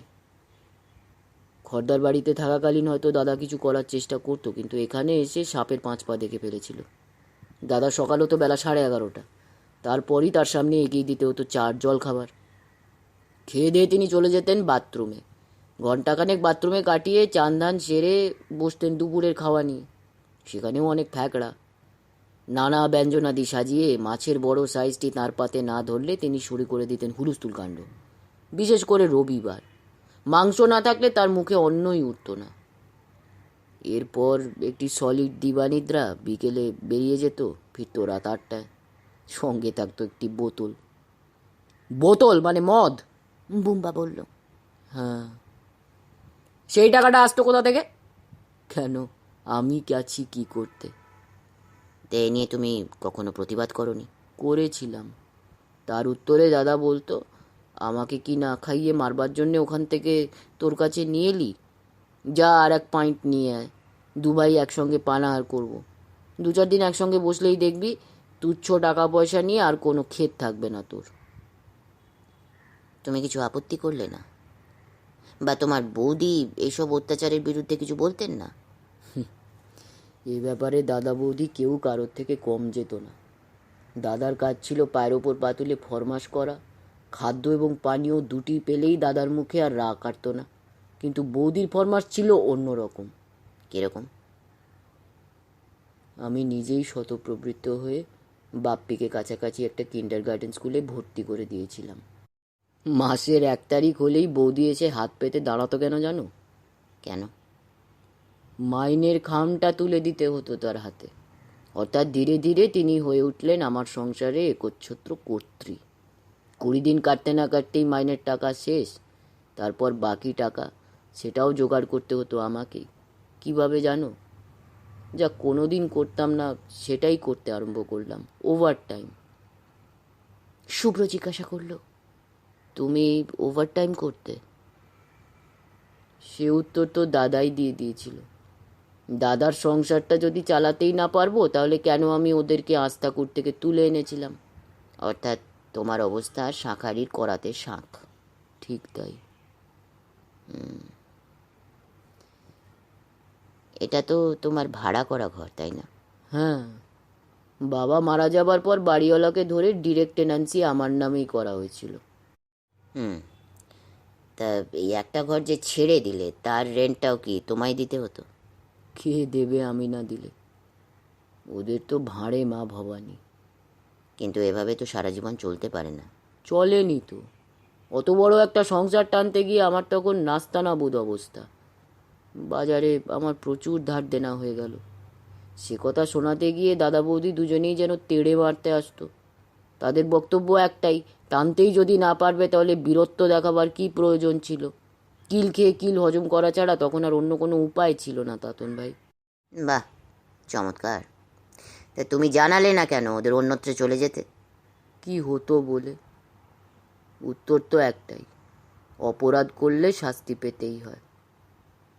আমার অপরাধ কেন আমি তাদের খাদের অতলে তলিয়ে যাবার আগে উদ্ধার করে এনেছিলাম। সেই সময় থেকেই আমার মনে নানান কুবুদ্ধি আসতে শুরু করেছিল। একবার ভেবেছিলাম কিছু গুন্ডামাস্তান দিয়ে ওদের বাড়ি থেকে বের করে দিই। সুখের চেয়ে শাস্তি অনেক ভালো। বেশ বুঝতে পারছিলাম আমার দুর্বলতার সুযোগ নিয়ে যাচ্ছে ওরা দুজনই। ওদের ওই বিচ্ছু ছেলেটাও কম যেত না জানো, তারও বায়নার অন্ত ছিল না। আর সেসব বায়নার ফিরিস্তি কি? আজ চাই এরোপ্লেন দম লাগানো, কাল চাই ওই বিগ ডল, পরশু চাই ব্যাট বল। খেলবে কোথায়? না ঘরের মধ্যে। অফিস থেকে বাড়ি ফিরতে না ফিরতেই তাকে নিয়ে বেরোতে হবে। তাকে নিয়ে না বেরোলে তার বাবা আর মা বেরিয়ে এসে আমাকেই ধমক দিয়ে দিত। ছোট্ট ছেলে, বায়না করছে, সারাদিন তো বাড়ির কোনো কাজ করো না, একটু নিয়ে ঘুরিয়ে আনতে পারো না। বাচ্চা ছেলে, একটু বাইরে যেতে ইচ্ছা করে না, বোঝো। ডেঞ্জারাস বলে বোম্বা চুপ করলো। তাতন জিজ্ঞেস করলো, এরপর? কোনোভাবেই যখন রাস্তা খুঁজে পাচ্ছিলাম না, তখন ঠিক করলাম আর চাকরি করতেই যাব না। আমার পকেট ফুটো হয়ে গেলে ওদের ফুটুনিটা কোথা থেকে আসে সেটাই দেখতে চাইলাম। এর জন্যে দাদা বৌদির অনেক গঞ্জনা শুনেছি। বাড়িওয়ালার টাকা ঠিকমতো দিতে না পারায় সেখানেও গঞ্জনা। ইলেকট্রিকের বিল বাকি পড়ে যাচ্ছে, ঠিকমতো বাজার হচ্ছে না, তার মানে উঠতে বসতে লাঞ্ছনা আর গঞ্জনা। কিন্তু আমি তখন ডিটারমাইন্ড, আর কোনো কাজই করব না, দেখি ওরা কি খেয়ে বেঁচে থাকে। তো এইভাবে আর কদিন চলে। মুদি কোনো ধার দেয় না, বাজার করা শিখে। গ্যাস ফুরিয়ে গেলে বৌদির খোঁটা, ছেলের স্কুলের মাইনে বাকি, সেখানেও আমার অক্ষমতার জন্যে গালিগালাজ। তো এইরকম যখন অবস্থা, হঠাৎ একদিন দাদা আমায় ডেকে বলল, অসীম, তুই কি ঠিক করেছিস আমাদের না খাইয়ে মারবি? আমি বলেছিলাম, এবার তুমি কিছু কাজকর্ম করো, নইলে আমার একার পক্ষে এই সংসার চালানো সম্ভব নয়। এসো দুজনে মিলে রোজগার করি, কষ্টের সৃষ্টি আমাদের ঠিক চলে যাবে। এ তো ভালো প্রস্তাব। দাদার উত্তর কি?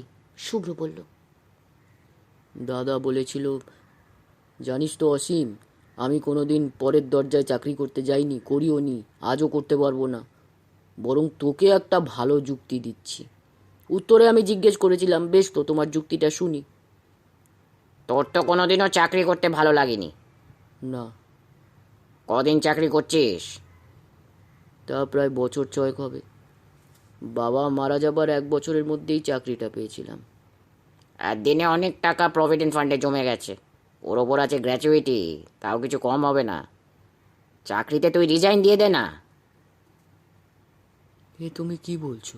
ঠিকই বলছি, কিছু না হলেও লাখখানেকের ওপর টাকা পেয়ে যাবি। হবে না লাখখানেক? খোঁজ নিইনি। হ্যাঁ, তবে হতে পারে। চাকরিটা ছেড়ে টাকাটা তুলে নে, তারপর দুবাই মিলে একটা ব্যবসা শুরু করব। প্ল্যানটা আমার সব ভাবা আছে, ছেঁদো মাইনের চেয়ে অনেক বেশি রোজগার হবে ভাই। এবং চাকরিটা তুমি ছেড়ে দিলে, তাই তো? শুভ্র আবার বলল।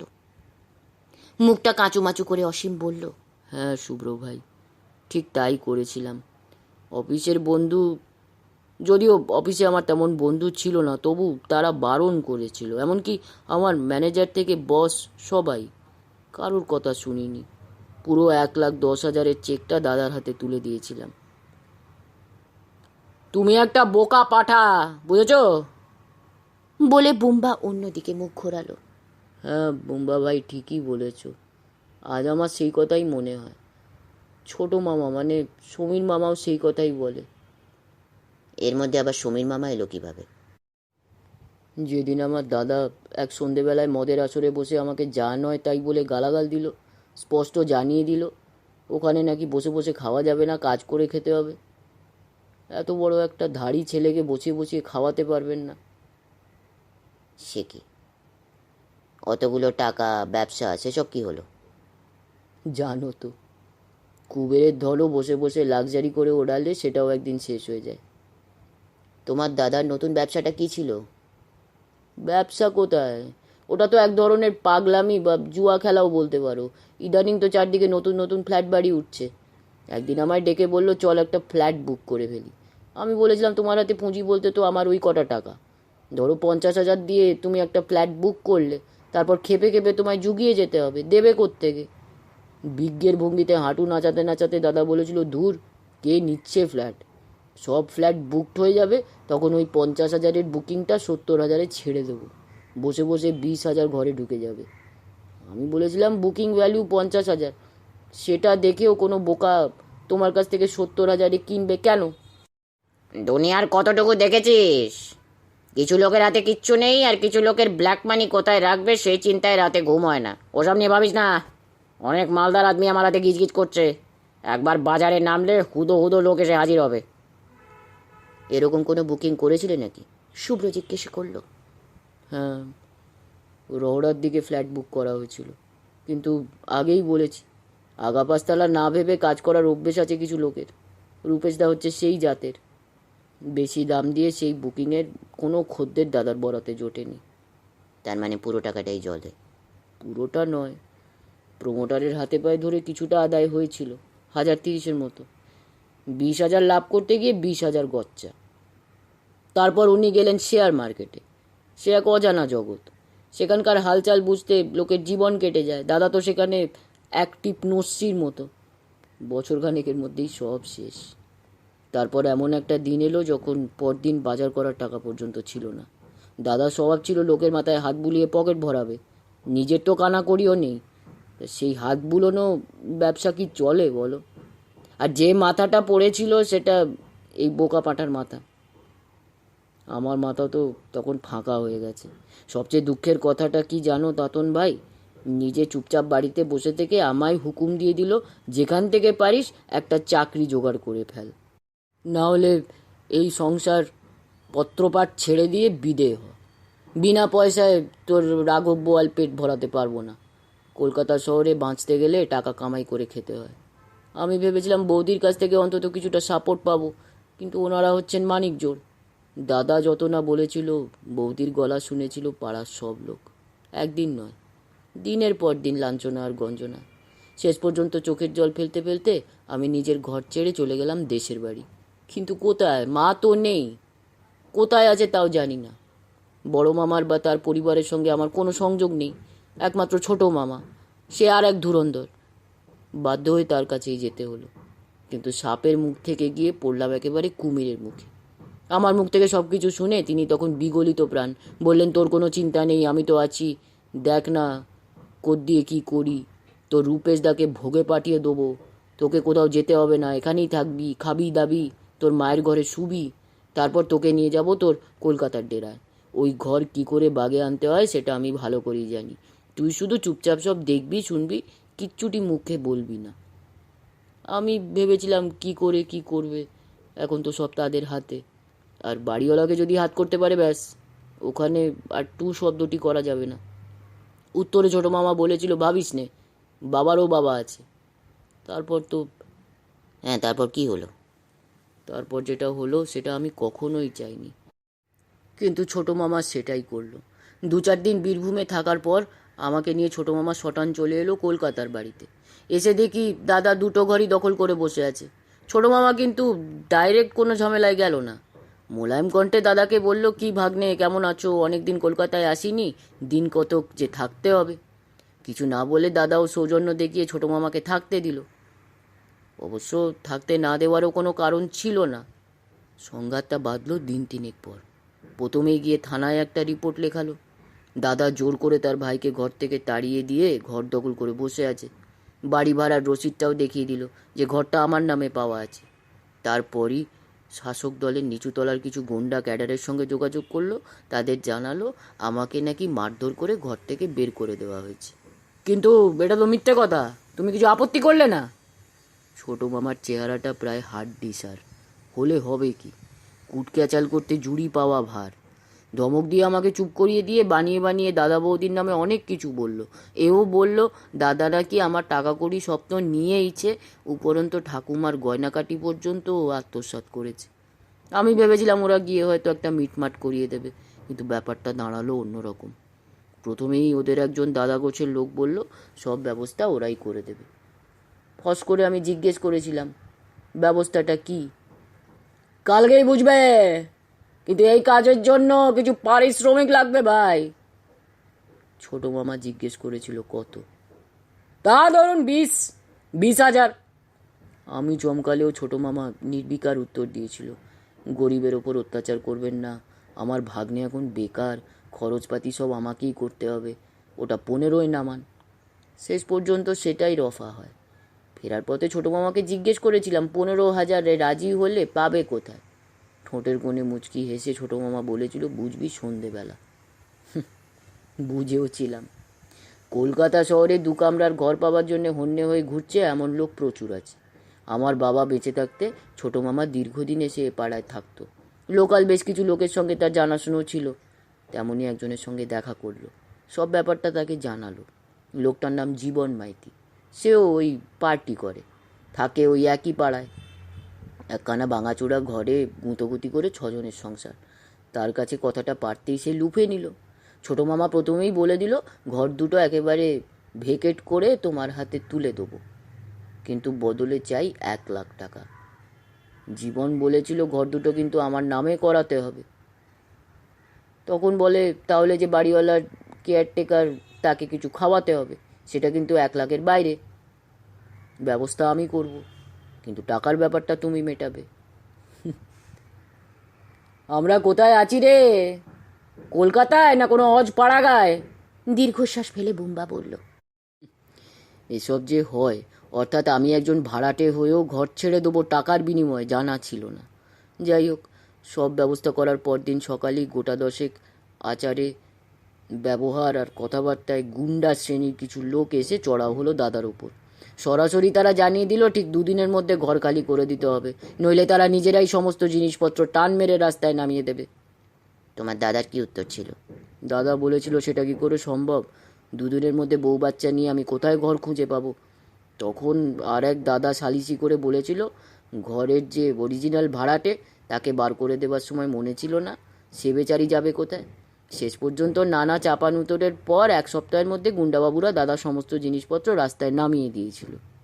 সে কি? শুভ্র বলল, আমি জানি তোমার দাদাও ঠিক কাজ করেননি, তাই বলে একেবারে অসহায় অবস্থায় বাড়ি থেকে উৎখাত করে দেবে? তোমার দাদা পুলিশে রিপোর্ট করেননি? যখন যে পার্টি ক্ষমতায় থাকে পুলিশ তখন সেই পার্টির গোলাম হয়ে যায়। দাদা পুলিশে রিপোর্ট লেখাতে গিয়েছিল, কোনো লাভ হয়নি, উল্টে ধ্যাতানি খেয়ে ফিরে এসেছে। স্রেফ জানিয়ে দিয়েছিল আপনি মশাই নিজেই তো ট্রেস পাসার, জবরদখল করে বসে আছেন, এমনকি 1 টাকাও ভাড়া দেন না, ভালোই ভালোই মালপত্র নিয়ে অন্য কোথাও কেটে পড়ুন। তা তোমার দাদা গেলেন কোথায়? জানি না, আমাকে কেবল নির্বাক দর্শক হয়ে ছোটো মামার খেলা দেখে যেতে হয়েছে। ভালো। তা এখন সেই ঘরে আছে কে? কে আবার? ওই জীবনবাবু নিজের মালপত্র ঢুকিয়ে দিয়েছেন। আর লাখ টাকা? এখানে এসেই সব হচপচ। আমি এখনো জানি না জীবনবাবু কোনো টাকা কড়ি কিছু দিয়েছেন কিনা, গুন্ডা পার্টিদের টাকা মেটানো হয়েছে কিনা সেটাও জানি না। কেবল একদিন ছোটো মামা আমায় বলেছিল, চল আমরা বীরভূমে ফিরে যাই, শহরটা খুব গোলমেলে জায়গা, এখানে থাকলে আমায় না খুন হয়ে যেতে হয়। সেই কারণেই তুমি আমার কাছে এসেছিলে, তোমার মামার জীবন নাকি বিপন্ন, এবং শেষ পর্যন্ত সেটাই ঘটলো, তাই তো? হ্যাঁ তাতন ভাই, তাই হলো। এখন বলো তো আমি কি করি? আমার তো এখানে থাকার কোনো জায়গা নেই, নিজের থাকার জায়গা তো গেলই, মধ্যিখান থেকে নেপোয় দই খেয়ে চলে গেল। ওদিকে দেশে ফিরে আমি ছোটো মামির কাছে কি জবাবদিহি করবো বলো দেখি? অ্যাকচুয়ালি আমার জন্যেই তো ছোটো মামার কলকাতায় আসা। কিছুক্ষণ নীরব থাকার পর তাতন জিজ্ঞাসা করল, তোমার মামাকে কে খুন করতে পারে বলে তোমার মনে হয়? জানি না। এই জীবনবাবু লোকটা কেমন? ভালো লোক ছিল না, এখন বিয়ে টিয়ে করার পর কীরকম আছে সেটা বলতে পারবো না। জীবনবাবু সত্যিই কি টাকা দিয়েছিলেন? তোমার ছোটো মামাকে জিজ্ঞেস করনি? ধোঁয়াটে উত্তর। একবার বলেছিল কিছু দিয়েছে, বাদ বাকি ঘরের দখল নেবার পর, মানে ঘরটার নেম ট্রান্সফার হবার পর দেবে। আসলে ঠিক কী ঘটেছে তা আমি সত্যিই জানি না। টোটাল ব্যাপারটাই তো 2 নম্বরই, তাই না? জীবনবাবুকে জিজ্ঞাসা করতে পারছি না উনি টাকা দিয়েছেন কি না, আর ছোটো মামা তো কখনো ঝেড়ে কাশতো না। কলকাতায় তোমার মামার কোনো ব্যাংক অ্যাকাউন্ট আছে? থাকলেও আমার জানার বাইরে, আমাকে কিছু জানাবেও না। আচ্ছা, এমন তো হতে পারে তোমার মামা টাকা পেয়ে খেপে খেপে টাকাটা দেশে তোমার মামির কাছে পাঠিয়ে দিয়েছেন। ছোটো মামা পারে না এমন কোনো কাজ আছে বলে আমার মনে হয় না তাতন ভাই, সেটা হলেও হতে পারে। আবার জীবনবাবু দুম করে টাকা দিয়ে দেবেন তাও বিশ্বাস হয় না। এমনিতে লোকটার অবস্থা এমন কিছু আহামরি কিছু নয়, তবে চাকরি বাকরি তো করে, আর যদিও টাকার ব্যবস্থা করতে পারতো তাও ও টাকা দিয়ে দেবে সেটাও ঠিক বিশ্বাস হচ্ছে না। 3 বন্ধু 3 জনের মুখের দিকে তাকালো। আসলে সমস্ত ব্যাপারটাই গোলমেলে। ঠিক কী যে ঘটনা ঘটেছে সেটা 3 জনের কারোর মাথাতেই ঢুকছিল না। কিছুক্ষণ চুপ করে থাকার পর তাতন বলল, বিকাশ কাকু তোমায় কি করতে বলেছেন? উনি বলেছেন আমি যেন কলকাতা ছেড়ে কোথাও না যাই, গেলেও পারমিশন নিয়ে যেতে হবে। আচ্ছা তাতন ভাই, উনি কি আমায় সন্দেহ করছেন? অসীমের মুখের দিকে কিছুক্ষণ অলস দৃষ্টিতে তাকিয়ে থেকে তাতন বলল, উনি কোন দৃষ্টিভঙ্গিতে তোমায় কলকাতায় থাকতে বলেছেন সেটা তো আমার জানা নেই, তবে উনি যখন তোমায় কলকাতায় থাকতে বলেছেন তখন তোমায় থাকতে হবে এখানে। কিন্তু আমি থাকবো কোথায়, খাবো কি? তুমি তো জানো আমার কাছে কোনো টাকা কড়ি নেই, চাকরি বাকরি নেই। দেশে ফিরে গেলে তবু থাকা খাওয়ার জন্য চিন্তা করতে হতো না। ঠিক আছে, তোমার অসুবিধে না থাকলে তুমি কিছুদিন আমার এখানে থাকতে পারো। নিচের একটা ঘর আমাদের খালি পড়ে থাকে, ব্যবস্থা হয়ে যাবে। ওহ, তুমি আমায় বাঁচালে তাতন ভাই, বাঁচালে।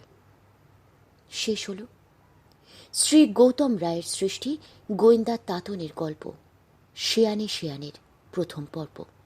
নমস্কার।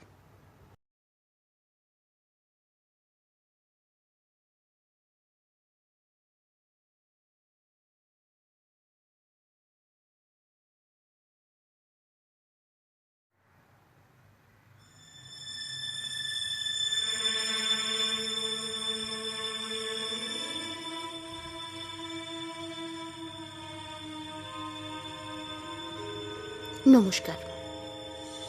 আজকে আমরা শুনব শ্রী গৌতম রায়ের সৃষ্টি গোয়েন্দা তাতনের গল্প শেয়ানে শেয়ানের দ্বিতীয় তথা অন্তিম পর্ব। গল্প শুরু করার আগে আপনাদের সকলের কাছে আমার বিনীত অনুরোধ, যদি গল্পটা শুনে ভালো লাগে অবশ্যই এই ভিডিওতে একটা লাইক দিয়ে যেতে ভুলবেন না। এছাড়াও যদি এখনো অবধি এক যে ছিল প্রিয়াঙ্কায় সাবস্ক্রাইব না করে থাকেন তাহলে সাবস্ক্রাইব করে বেল নোটিফিকেশনটি টিপে রাখুন, যাতে ভবিষ্যতে চ্যানেলে নতুন গল্প বা চলতি গল্পের নতুন পর্ব আপলোড হওয়া মাত্রই তার নোটিফিকেশন আপনাদের ডিভাইসে পৌঁছে যায়। প্রথম পর্বে আমরা শুনলাম যে তাতনের এক পরিচিত ছেলে অসীমের ছোট মামা নৃশংসভাবে খুন হয়েছেন। সেই কেসটা বিকাশ তালুকদার দেখছেন, আর অবশ্যই তাতনও দেখছে। এই রহস্যের সমাধান তাতন করতে চায়। অসীমের কাছে পুরো ঘটনাটার বিবৃতি শুনল তাতন, বোম্বা এবং শুভ্র। একটা বিচ্ছিরি ঘটনা। অসীমের এক দাদাকে আশ্রয় দিতে গিয়ে অসীম নিজেই নিজের ভাড়া বাড়ি থেকে উৎখাত হয়ে যায়, আর তারপর তার ছোট মামা আসে তার মুশকিল আসান করতে এবং বিচ্ছিরি একটা ষড়যন্ত্র করে সেই দাদার বিরুদ্ধে পাড়ার গুন্ডাদের নিয়ে। তারপরে নৃশংস হয়ে খুন হয়ে যান সেই ছোট মামা। খুনটা কি হয়েছে কোনো ব্যক্তিগত কারণে, নাকি টাকা পয়সার কিছু হিসেব নিকেশের জন্য, নাকি কোনো রাজনৈতিক কারণে? দেখা যাক তাতন কিভাবে রহস্য উদ্ঘাটন করে। শুরু করছি শেয়ানে শেয়ানের দ্বিতীয় তথা অন্তিম পর্ব। বিকাশ তালুকদার বললেন, তাহলে ব্যাপারটা তো দেখছি বেশ প্যাঁচালো। হ্যাঁ কাকু। মাথা চুলকে তাতন বলল, ঘটনাটা যতই ভাবছি সবই তালঘুল পাকিয়ে যাচ্ছে। 3 জন প্রধান চরিত্র, একজন তো নিরেট গর্দভ। নিজের একাকিত্ব ঘোচাবার জন্য ডেকে নিয়ে এলো একটা পরিবারকে যার কোনো রোজগার পাতি নেই। সে এসে দুয়ে নিচ্ছিল গর্দভটাকে, আবার তার হাত থেকে বাঁচাবার জন্য দেশ থেকে নিয়ে এলো এক ধান্দাবাজ মামাকে। টাকার জন্য সে একটা রাজনৈতিক দলের সঙ্গে হাত মেলালো, তাদের টাকা খাইয়ে গুন্ডামি করে উচ্ছেদ করলো একটা প্রায় অসহায় পরিবারকে। তারপর মাঝখান থেকে অন্য একজন ঢুকে গেল, সম্ভবত সেখানেও কোনো টাকার লেনদেন হয়েছিল। আদপে কি কোনো টাকা কড়ি লেনদেন হয়েছিল তুমি নিশ্চিতভাবে জানো? একটু বিস্মিত দৃষ্টিতে বিকাশবাবুর মুখের দিকে তাকিয়ে তাতন বলল, টাকা কড়ির কিছু ফাংশন তো থাকা উচিত ছিল। এই ধরনের গুন্ডারা, মানে যারা পারিবারিক ব্যাপারে নাক গলায়, তারা কিছু একটা ইন্টারেস্ট না থাকলে এসব কাজে তো নামে না। এখানে একমাত্র ইন্টারেস্ট টাকার, না পেলে তারা এক পাও এগোবে না। তার ওপর ছোটো মামাটি অর্থগৃধ টাইপের। সে কি কোনো টাকা কড়ি ছাড়াই জীবন মাইতিকে ঘরের চাবি তুলে দিয়েছে? আবার অসীমের মুখে শুনছি জীবনের টাকার বেশ প্রবলেম, তার পক্ষে অত টাকা দেওয়া নাকি সম্ভব না। তাহলে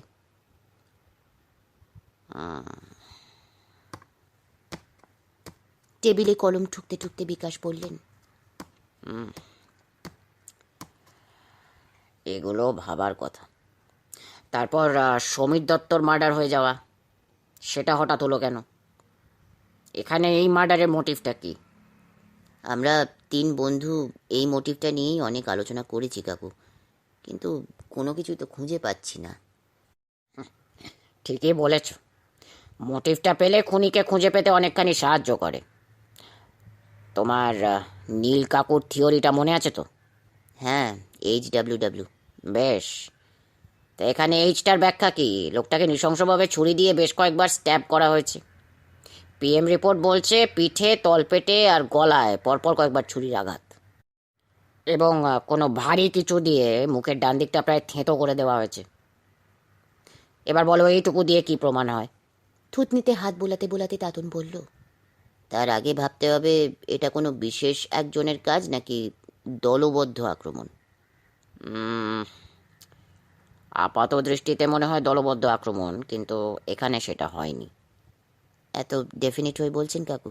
বলছি এই কারণে যে জায়গায় বডিটা পড়েছিল সেটা কোনো লুকোনো জায়গা তো নয়, নদীর পাড়। পাড় মানে কাদায় ভর্তি, এবং সেখানে মাত্র 2 জনের পায়ের ছাপ। জায়গাটাও কোনো সুগম নয়, অর্থাৎ চট করে সেখানে কেউ যাতায়াত করবে না বা করে না। আরও একটা ব্যাপার আছে, লোকটাকে কাছাকাছি কোথাও অ্যাটেম্প্ট নেওয়া হয়েছিল, পরে বডিটা টেনে নিয়ে এসে একেবারে মজা নদীর কিনারায় ফেলে দেওয়া হয়। হয়তো ইচ্ছে ছিল জলে ভাসিয়ে দেওয়ার, কোনো কারণে সেটা সম্ভব হয়নি।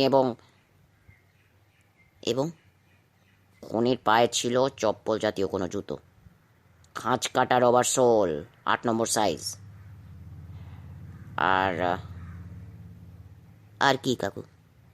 ইয়েস, সম্ভবত খুনি লোকটা বাঁহাতি। যতগুলো উন্ড আছে সবই নিহতের বাঁ দিকে, অর্থাৎ খুনি পিছন থেকে এসে তাকে প্রথম স্ট্যাব করে বাঁ পাশের পাঁজরের নিচে। ডানহাতি কেউ হলে তার পিছন থেকে আঘাতটা ডান দিকে হবে না। প্রথম আঘাতের পর ভিকটিম পার্সন সামনের দিকে পড়ে যাচ্ছিল, কিন্তু খুনি তাকে মাটিতে পড়ার আগেই ধরে ফেলে। খুনি অপেক্ষাকৃত বলবান, তাকে ডান হাত দিয়ে জাপটে ধরে এবং তার পেটে দ্বিতীয় আঘাত করে, এটাও পেটের বাঁ দিকে। আঘাতের অভিমুখ দেখে ফরেনসিক বলে দিতে পারে সে আঘাত বাঁ হাতের না ডান হাতের। তাতন গুম হয়ে খানিকটা সময় কাটালো, তারপর এক সময় বলল, তাহলে আমরা এই কনক্লুশনে আসতে পারছি যে according to the forensic report খুনি এবং নিহত ব্যক্তি পরস্পরের খুবই পরিচিত, নইলে অত রাতে কেউ প্রাণধোকার মোটামুটি খানাখন্দে বেড়াতে যাবে না।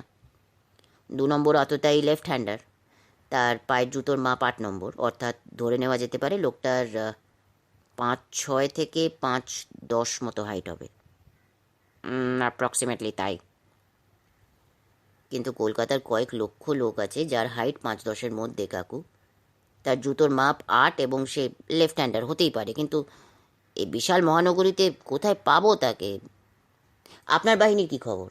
তারা তাদের মতো এগোচ্ছে, তবে এই মহানগরীর পুলিশ বাহিনীকে তো চেনো, একটু লেট লাতিফ, একটা হচ্ছে হবে ভাব আর কি। এ তো আর কেউ হোমরা চোমরা মরেনি বা রাজনৈতিক কোনো মহাপুরুষের মৃত্যু নয়। এছাড়াও নিত্য নতুন খুন যখন রাজধানী লেগেই আছে শহরে। বরং তোমাকে আমি কয়েকটা ওয়ে আউট বলি, সেইভাবে তুমি এগোতে পারো। তাহলে তো খুবই ভালো হয়, বলুন না। অসীম ছেলেটি তো এখন তোমার কাছে আছে। ওর কাছ থেকে জেনে নাও ঘটনার সঙ্গে প্রত্যক্ষভাবে যুক্ত ছিল কারা কারা। কয়েকটা নাম তো পাচ্ছি কাকু, যেমন ধরুন অসীমের তুতো দাদা রূপেশ সিংহ, পার্টির আওতায় থাকা কিছু গুন্ডা, আর যে লোকটা ঘর দখল করেছে সেই জীবন মাইতি। এর মধ্যে পার্টির লোকগুলোকে তুমি বাদ দাও। কেন? ওরা যদি মার্ডার করতো তাহলে অত লুকোনো ছুপানো জায়গায় গিয়ে করবে না। এদের হাতে কিছু প্রশাসনিক মদতদার আছে, এদের যদি কাউকে মারতে ইচ্ছা করেই ওপেন মার্ডার করে বেরিয়ে যাবে। এরা নয়, বাকি থাকছে তোমার জীবন মাইতি। কিন্তু সেও তো পার্টির ধামা ধরা। তাহলেও তার ঘরে বউ ছেলে মেয়ে আছে, পার্টিকে জানিয়ে শুনিয়ে কাউকে মার্ডার করবে না, আর পার্টিও সেটা অ্যালাউ করবে না। আরও একজন আছে অবশ্য, বেশ কিছু খবর ওর কাছ থেকে পেতে পারো। কে? বাড়িওয়ালার কেয়ারটেকার। ঘরের হাত বদলের ব্যাপারে তার পরোক্ষ মদত থাকবেই, তাকে বাদ দিয়ে এক্ষেত্রে কোনো কাজ হবে না। ঠিক বলেছেন বিকাশ কাকু, লোকটার কথা আমার একেবারে খেয়াল ছিল না। ঠিক আছে, আমি আজ উঠি, আমি আমার মতো এগোচ্ছি, তাই তো? অফকোর্স। তাতন বেরিয়ে আসছিল। বিকাশ তালুকদার বললেন, তাতন, তোমাদের অভিযানে অসীম দাসকে কখনো রাখবে না। বুঝেছি কাকু।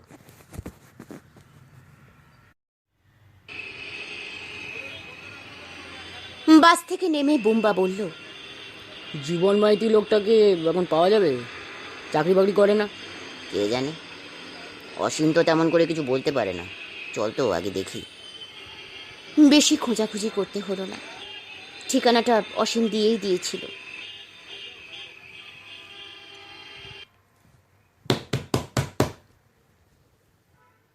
করাঘাত করতেই একটি বছর দশেকের মেয়ে বেরিয়ে এলো। কাকে চান? জীবনবাবু বাড়ি আছেন? হ্যাঁ আছেন, কি নাম বলবো? নাম বললে উনি চিনবেন না, তুমি একটু ডেকে দাও। মেয়েটা একবার তিনজনকে দেখে নিয়ে ভেতরে চলে গেল। 3তলা বাড়ি, একতলাটা ভাঙাচোরা হলেও দোতলা 3তলা অন্তত বাইরে লোক বেশ রংটং করা। মিনিট 5 মধ্যেই একজন কালো কুলো ঢ্যাঙা লোক বেরিয়ে এলো। শুভ্র তার অভ্যেস মতো তাকে একবার জরিপ করে নিল। গায়ের রং বেশ কালো, মাথায় কোঁকড়ানো চুল, গোঁপ আছে, চোখে কালো ফ্রেমের চশমা, মুখে ফিকে হাসির ভাব, পাঞ্জাবি লুঙ্গি আর পায়ে হাওয়াই চপ্পল। পান চিবোতে চিবোতে বছর 45-এর ভদ্রলোক বললেন, আমি জীবন মাইতি, আপনারা তো ভাই চিনতে পারলাম না। আমরা বীরভূম থেকে আসছি একটা দুঃসংবাদ পেয়ে। আপনারা নিশ্চয় সমীর দত্তর কথা বলছেন? ও, তাহলে আপনি সমীর দত্তকে চিনতেন?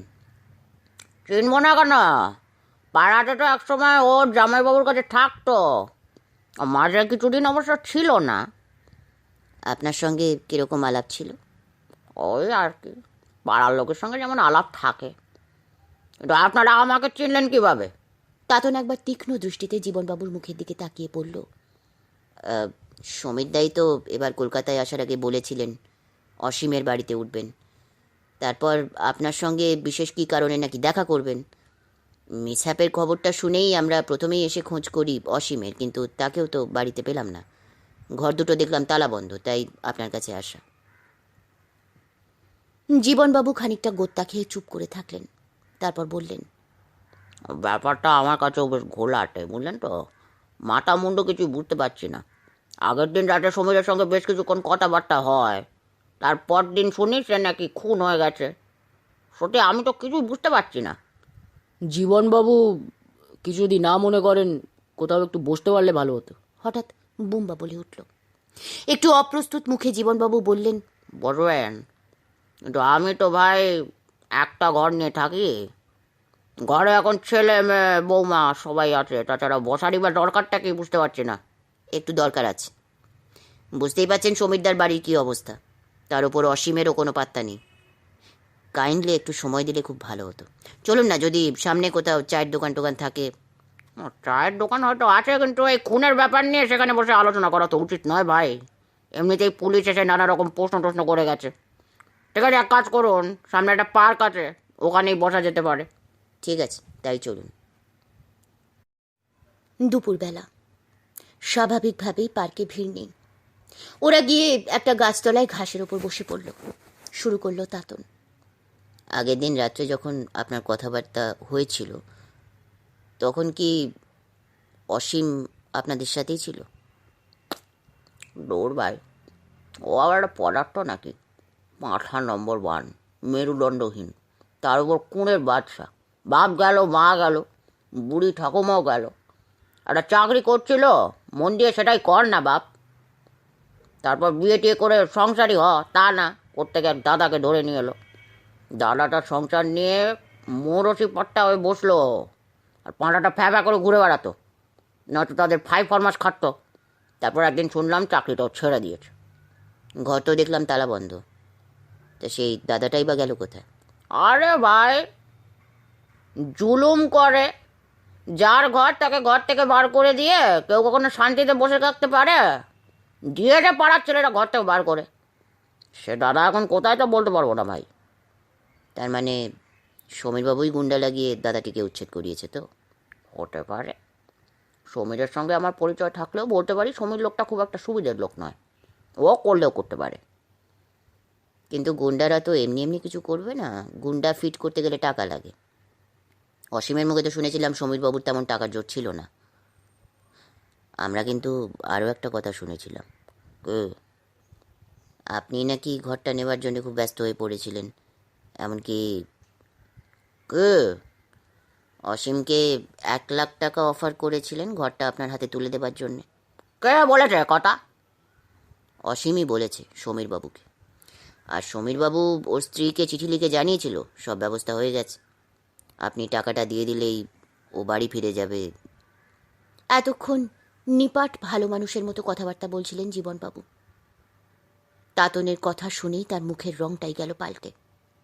কালো মুখ আরও কালো হয়ে গেছে, মুখের ভাষাটাও অন্যরকম হয়ে গেল। চোখ কটমটিয়ে বলল,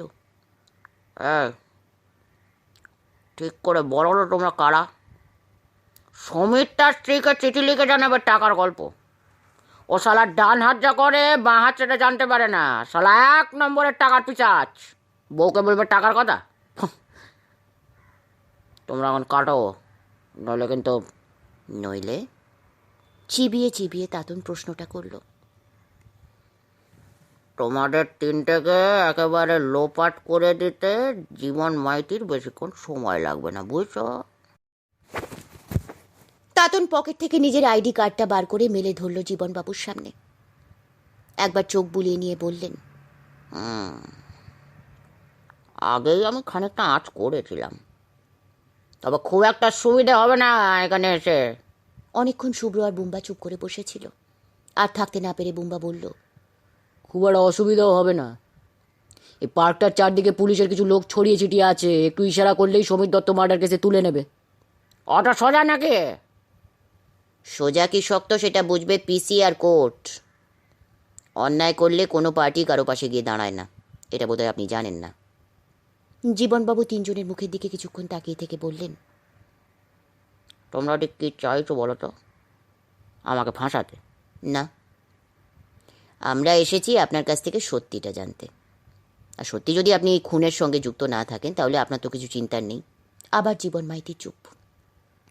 তারপর এক সময় বললেন, একটা ছোট্ট খুপড়ি ঘরে 6জন মানুষ গুঁটোগুটি করে বাস করি। অন্তত 2টো ঘর আমার খুবই দরকার। একটু দূরে কোথাও গেলে হয়তো ঘর পেতে পারতাম, কিন্তু দীর্ঘদিনে পাড়ায় বাস, বন্ধু বান্ধব সবাই এখানেই থাকে। চোখের সামনে দেখছি একটা ছেলে 2টো ঘর নিয়ে আছে, তখন থেকে আমি চেষ্টা করছিলাম ওই ঘর 2টো পেতে। তা হঠাৎ দেখি সে আবার তার কোন দাদাকে নিয়ে উঠেছে। আশা প্রায় ছেড়েই দিয়েছিলাম। হঠাৎই অর্থ পিসার সমীর দত্তকে দেখলাম আবার এসে উঠেছে ওর ভাগ্নের কাছে। টোপটা ওকেই দিয়েছিলাম, 1 লাখের টোপ। কিন্তু বলে দিয়েছিলাম আমি কোনো পিকচারে থাকবো না, আমাকে খালি ঘরটা দিতে হবে। এসব ঘটনা আমরা জানি। এবার শুধু আমার প্রশ্নের জবাবগুলো দিন। আমরা চাই সমীর দত্তর হত্যাকারীর হদিশ। আপনি যদি কৌশলে ঘরের দখল নিতে পারেন তাতে আমাদের কোনো মাথা ব্যথা নেই। বেশ, বলো কি জানতে চাও? তবে আমি সমীরকে খুন করিনি, এটা হরপ করে বলতে পারি। আমি এখনও জানি না আপনি কতটা দোষী কতটা নির্দোষ, কিন্তু সত্যটা আমায় জানতে দিন। অবশ্য অসত্য কিছু বলে আমাদের মিসগাইড করার চেষ্টা করবেন না। বেশ, করো প্রশ্ন।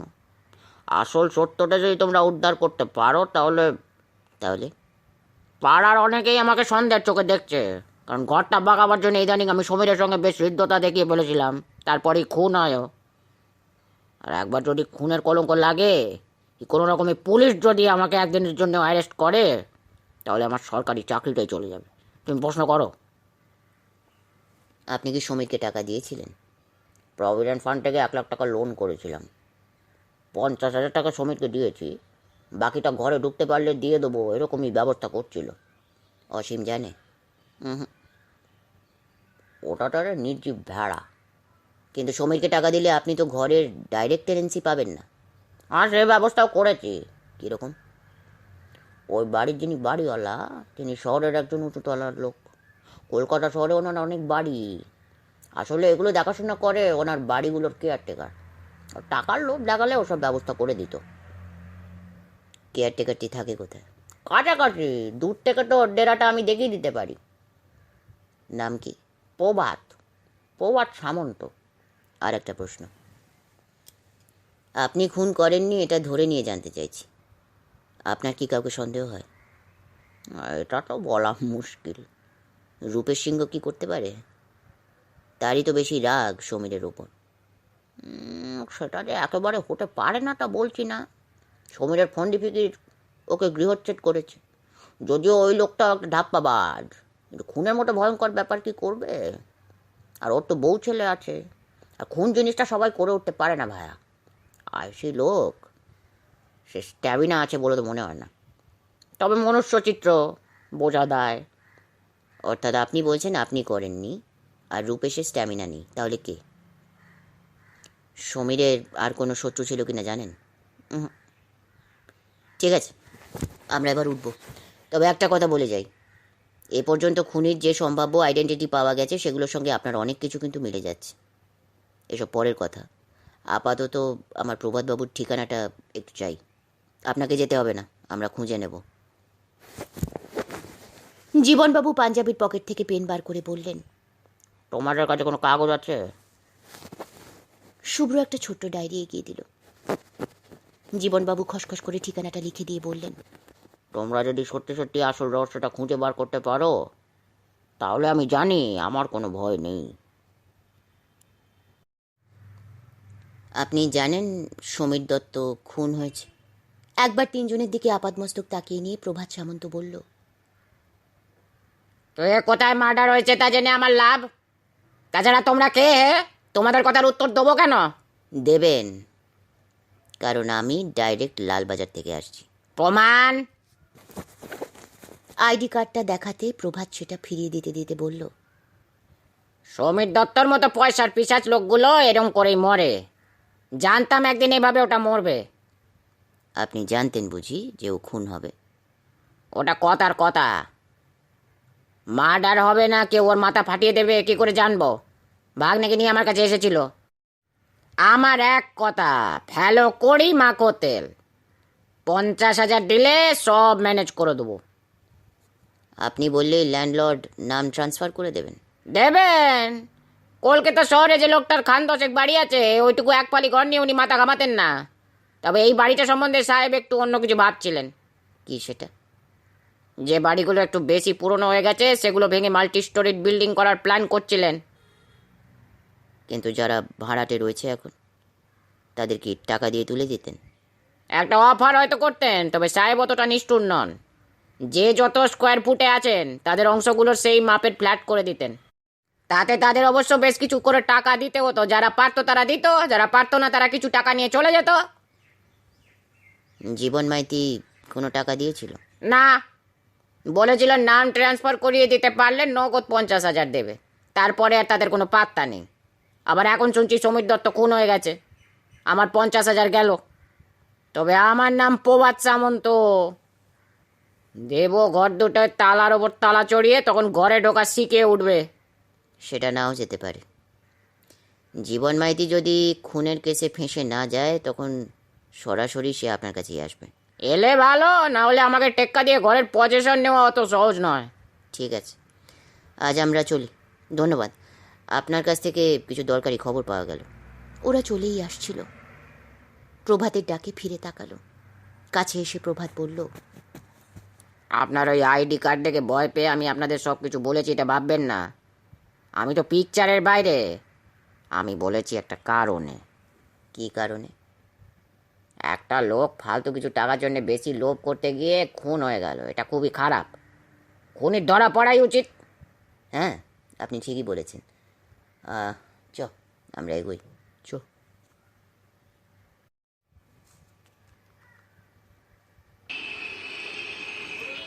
ফেরার পথে বুম্বা আর শুভ্রকে উদ্দেশ্য করে তাতন বলল, জীবন মাইতির একটা বৈশিষ্ট্য তোরা কেউ লক্ষ্য করেছিস? করেছি তো। লোকটা 8 নম্বর সাইজের জুতো পরে। পার্কে তো আমি ওর পাশেই বসেছিলাম, মোটামুটি মিলিয়ে নিয়েছি। আমরাও তো 8। আর লোকটার বেশ ভালো হাইট, 5'8" তো হবেই। সমীর দত্তর রোগা পটকা চেহারার যা ডেসক্রিপশন পেয়েছি, তাতে মনে হয় ওর পক্ষে লোকটাকে খুন করা বিচিত্র নয়। আর কিছু? জীবন মাইতি লোকটা আসলে বেশ ভীতু। রেগে গিয়ে একটু তরপাচ্ছিল বটে, কিন্তু তোর পাল্টা আক্রমণে কেমন নিমেষে নেতিয়ে গেল। আর পানের পিক ফেলে বাঁ হাত দিয়ে ঠোঁটের পিক মুছছিল। আর যখন সিগারেট ধরালো সেটা ওই বাঁ হাত দিয়ে। লোকটা কিন্তু সন্দেহজনক। শুভ্র, তোর অ্যাজাম্পশন কি? বুম্বার কথাগুলো বাদ না দিয়ে বলছি, যারা স্বাভাবিকভাবে লেফট হ্যান্ডার হয় তারা সব কাজই বাঁ হাত দিয়ে করে, এমনকি চিঠি লেখা বা সই করা সবই। কিন্তু জীবন মাইতি যখন প্রভাতের ঠিকানা লিখে দিচ্ছিল, সেটা ডান হাত দিয়ে করছিল। সেজন্যে ইয়েস শুভ্র, দ্বন্দ্বটা ওখানে। কিছু কাজ সে ডান হাতে করে আর কিছু বাঁ হাতে। এটা তো হতেই পারে। সৌরভ গাঙ্গুলি যখন ব্যাট করে তখন বাঁ হাতে, আর বল করে ডান হাতে। ইভেন সইটাও সে ডান হাত দিয়েই করে। এক্ষেত্রে কি বলবি? দ্বন্দ্ব তো সেখানেই ভাই। আর লোকটা যদি ল্যাটাও হয়, কিংবা পায়ের সাইজ 8 নম্বর হয়, তা দিকে কিছু প্রমাণ করা যাবে? একটা লোক কিন্তু বাদ থেকে যাচ্ছে। কে? রূপেশ সিংহ। সে লোকটার কোনো খোঁজ কেউ জানে না, জীবন মাইতিও না।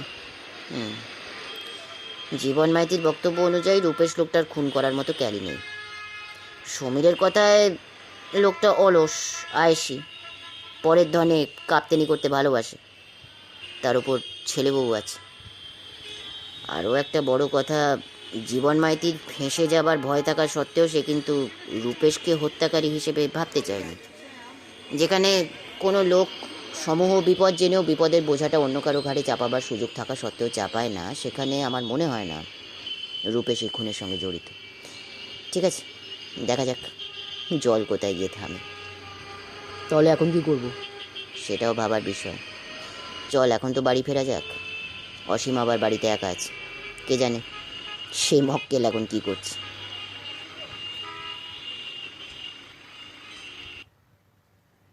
দুই বন্ধুকে ছেড়ে দিয়ে বাড়ি ফিরতে ফিরতে তাতনের প্রায় সন্ধে হয়ে গেল। দুপুরে একটা হোটেলে ঢুকে কিছু খেয়ে নিয়েছিল। দোতলায় ওঠার মুখে হঠাৎ ওর খেয়াল হলো অসীমের একবার খোঁজ নেওয়া দরকার। বৈঠকখানার পাশে মোটামুটি একটা ঘর খালি পড়েছিল। আদিত্যবাবুকে জিজ্ঞাসা করে তাতন ওই ঘরেই কিছুদিনের জন্য অসীমের থাকার ব্যবস্থা করেছিল। ওপরে না উঠে ও সোজা গিয়ে দাঁড়ালো অসীমের ঘরে। দরজা বন্ধ।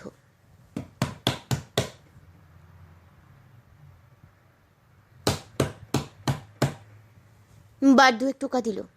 ভেতর থেকে কোনো সাড়া শব্দ নেই। কি রে বাবা, এই অসময় ছেলেটা ঘুমিয়ে পড়ল নাকি, এই ভেবে দরজায় একটু জোরে ঠেলা দিল। খুলে গেল দরজা। ঘর অন্ধকার। ভেতরে ঢুকে আলো জ্বালিয়ে দেখলো অসীম উপুর হয়ে বিছানায় শুয়ে আছে। ডাকার আগে সামান্য সময় নিল। গভীর মনোযোগ দিয়ে ওর শায়িত দেহটার দিকে তাকিয়ে রইল। শরীরটা মাঝে মাঝে কেঁপে উঠছিল। কাঁদছে নাকি? তাতন এগিয়ে গিয়ে ওর পাশে গিয়ে বসল। কাঁদছে, চাপা কান্না, ফুপিয়ে ফুপিয়ে কাঁদছে। সামান্য সময় নিয়ে তাতন ধীরে ধীরে ওর পিঠে হাত রাখল। কাঁদছিলে? কার জন্যে অসীম ভাই? দেখো অসীম, আমি তোমার বন্ধুর মতো। তোমার বাবা আগে আমার বাবার কাছে প্রায়ই আসতেন। খুব ভালো লোক ছিলেন। আমার বাবা ওকে যথেষ্ট স্নেহ করতেন। আমার কাছে তুমিও সেই রকম। বলো না কি হয়েছে, কিসের দুঃখ? কিছুক্ষণ নিজের স্বভাব অনুযায়ী চুপ করে থাকার পর অসীম বলল, আমি এখন কি করবো তাতন ভাই? কি করবে মানে? চাকরি করবে। কিছুদিন পর বিয়ে থা করে সংসারই হবে। নিজের জীবন নিজে গড়ে তুলবে। আর যেটা হবার নয়। কেন হবার নয়? কেন? আর 5 জন সুস্থ মানুষের মতো বাঁচার রাস্তাটা যে আমি নিজের হাতে কুড়ে ফেলেছি, মানে? সে তো বলে বোঝাতে পারবো না। বলো না, আমি ঠিক বুঝতে পারবো। আমি অবুঝ নই এইটুকু বিশ্বাস কি তোমার এখনো হয়নি? তুমি কি সেটা আমি জানি। নইলে এই শহরে নিজের ভিটেটুকু হারিয়ে যখন ভাবছি এবার কোথায় যাবো, তখন তুমি তো আমার সাহারা হয়ে ঘরটুকু ছেড়ে দিয়েছো। নইলে এতদিন আমার জায়গা হতো রাস্তার ফুটে। ডোন্ট বি সেন্টিমেন্টাল অসীম ভাই। বাস্তবটাকে একটু রিয়েলাইজ করো। করেছি, এতদিন ধরে শুধু ভেবেছি। এই সংসারে আমি ভীষণ একা।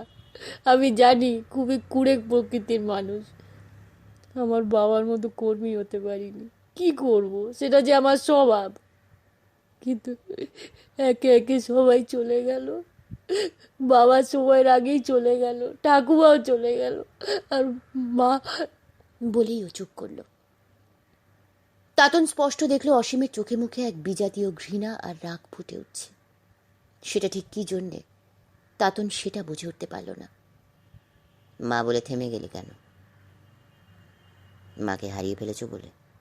মা তো কোথাও হারিয়ে যায়নি। চমকে উঠল তাতন। হারিয়ে যায়নি মানে? মাকে যে হারিয়ে ফেলা হয়েছে। কি বলছো তুমি? তুমি জানো এই কথার অর্থ কি? জানি। আমি যখন এখানকার ভিটে ছেড়ে দেশের বাড়ি চলে যাই, আমাকে সেটাই বলা হয়েছিল। আমার মাকে নাকি একদিন ভোরবেলা থেকে খুঁজে পাওয়া যাচ্ছে না। প্রথমে আমি পাগলের মতো খুঁজেছি, পাইনি। সারাদিন ধরে মাকে খুঁজতাম। তারপর দিনের শেষে রাত নামলে ঘরে ফিরতাম। আমাদের একটা ঘর ছিল, ওই ঘরেই মা থাকতেন। কি খেয়াল হতে আমি একদিন মায়ের জিনিসপত্র ঘাটাঘাটি করছিলাম। আমাদের ওখানে সব ঘরেরই মেঝে মাটি লেপা, নরম মাটি নয়, বেশ শক্তপোক্ত মেঝে। মা হারিয়ে যাওয়ার পর মায়ের ঘরে গিয়ে দেখি সব এলোমেলো অবস্থায়, ভালো করে গুছিয়েও উঠতে পারেনি। অথচ এটা আমার মায়ের স্বভাব ছিল না তাতন ভাই। একদিন ঘরে ফিরে মনে হলো মায়ের ঘরটা একটু পরিষ্কার করা দরকার, আর ঠিক তখনই অসীম বলতে বলতে থেমে গেল। ও ফের ফিরে গেল ওর স্বভাবে। তাতনও ওকে কিছুটা সময় দিল ধাতস্থ হতে। তারপর কি হলো অসীম ভাই? ঘরের একদিকে ছিল মায়ের একটা আলমারি। আলমারি খুলে এটা সেটা দেখতে দেখতে হঠাৎ মায়ের একটা শাল হাত ফসকে মাটিতে পড়ে যায়। সেটা তুলতে গিয়ে আবিষ্কার করলাম ভয়ঙ্কর কিছু। ভয়ঙ্কর মানে? মাটি ফুঁড়ে বেরিয়ে এসেছে এক গোছা কালো চুল। কালো চুল মানে? মানেটা আমি সেদিন সারা রাতেও ভেবে পাইনি আরও কয়েকদিন। তারপর একদিন মনে হলো ও চুল কার, কোত্থেকে এলো। এভাবে তো এক গোছা চুল মাটির সঙ্গে লেপ্টে থাকতে পারে না। হাত দিয়ে টেনে বার করতে গিয়েও পারিনি বার করতে। শেষে একদিন গভীর রাতে আলমারি সরিয়ে একটা শাবল নিয়ে গর্ত করতে শুরু করলাম। মাটির মেঝে, খুব একটা আওয়াজ হয় না। অনেকটা গর্ত করার পর যা আবিষ্কার করলাম, দু হাঁটুর মধ্যে মাথা গুঁজে ফুপিয়ে ফুপিয়ে কাঁদতে শুরু করলো অসীম। অসীমের মাথায় হাত রেখে সান্ত্বনা দিতে দিতে তাতন বলল, কি আবিষ্কার করেছিলে অসীম ভাই? এক মহিলার পচা গলা দেহ। কে কে তিনি? আমার মা। কি করে বুঝলে তিনি তোমার মা? মায়ের হাতের শাখা দেখে। কিন্তু তোমার মা তো বিধবা ছিলেন। মা বিশ্বাস করতেন না তার স্বামী মারা গেছে। শাখা সিঁদুর সবই তিনি ব্যবহার করতেন। তা তুমি সঙ্গে সঙ্গে পুলিশে রিপোর্ট করলে না কেন? পুলিশ আসতো, ইনভেস্টিগেট করতো। কে জানে শেষ পর্যন্ত আমার গাড়ি হয়তো দোষটা চেপে বসতো, কিংবা একটা তদন্তের নামে কিছু ছেলে খেলা হতো। এ নিয়ে কারোর সঙ্গে কোনো আলোচনা করোনি তুমি? না, তাহলে যে আসল লোকটাকে ধরতে পারতাম না। আসল লোক কে? সে আছে একজন। কে? নাম বলা যাবে না। তবে সেই যে আমার মাকে খুন করে ঘরের মধ্যে পুঁতে রেখেছিল, তার অনেক প্রমাণ আছে আমার কাছে। কি সেই প্রমাণ? বলবো, এখান থেকে চলে যাবার আগে সব তোমায় জানিয়ে যাবো তাতন ভাই।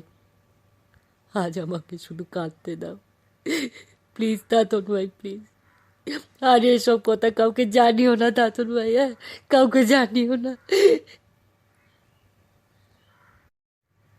দেখতে দেখতে 15টা দিন কেটে গেল। সমীর দত্ত হত্যা রহস্য যে তিমিরে সেই তিমিরেই।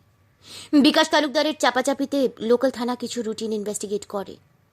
জীবন মাইতি ছাড়াও ওই বাড়ির আরও 2 ঘর ভাড়াটেদের জিজ্ঞাসাবাদ করে যে তথ্য পায় তার মধ্যে নতুনত্ব কিচ্ছু নেই। লোকাল কিছু গুন্ডাকেও ধরা হয়েছিল।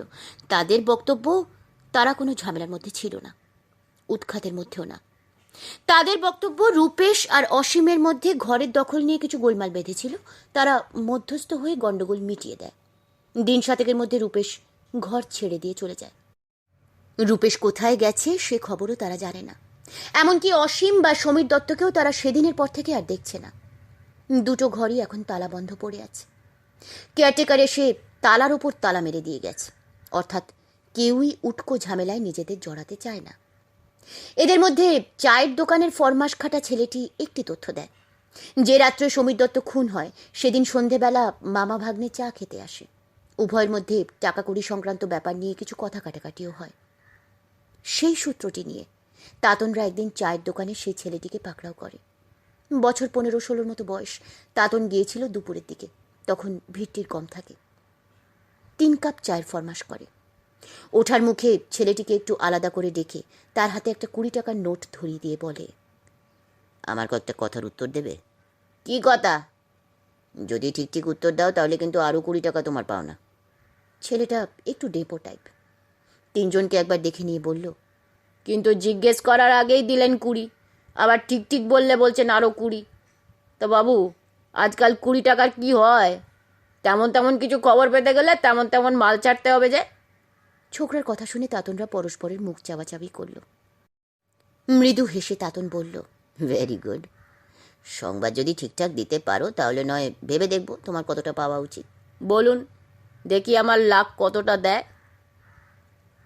সামনের গলিতে অসীম বলে একটা ছেলে থাকতো, চিনতে?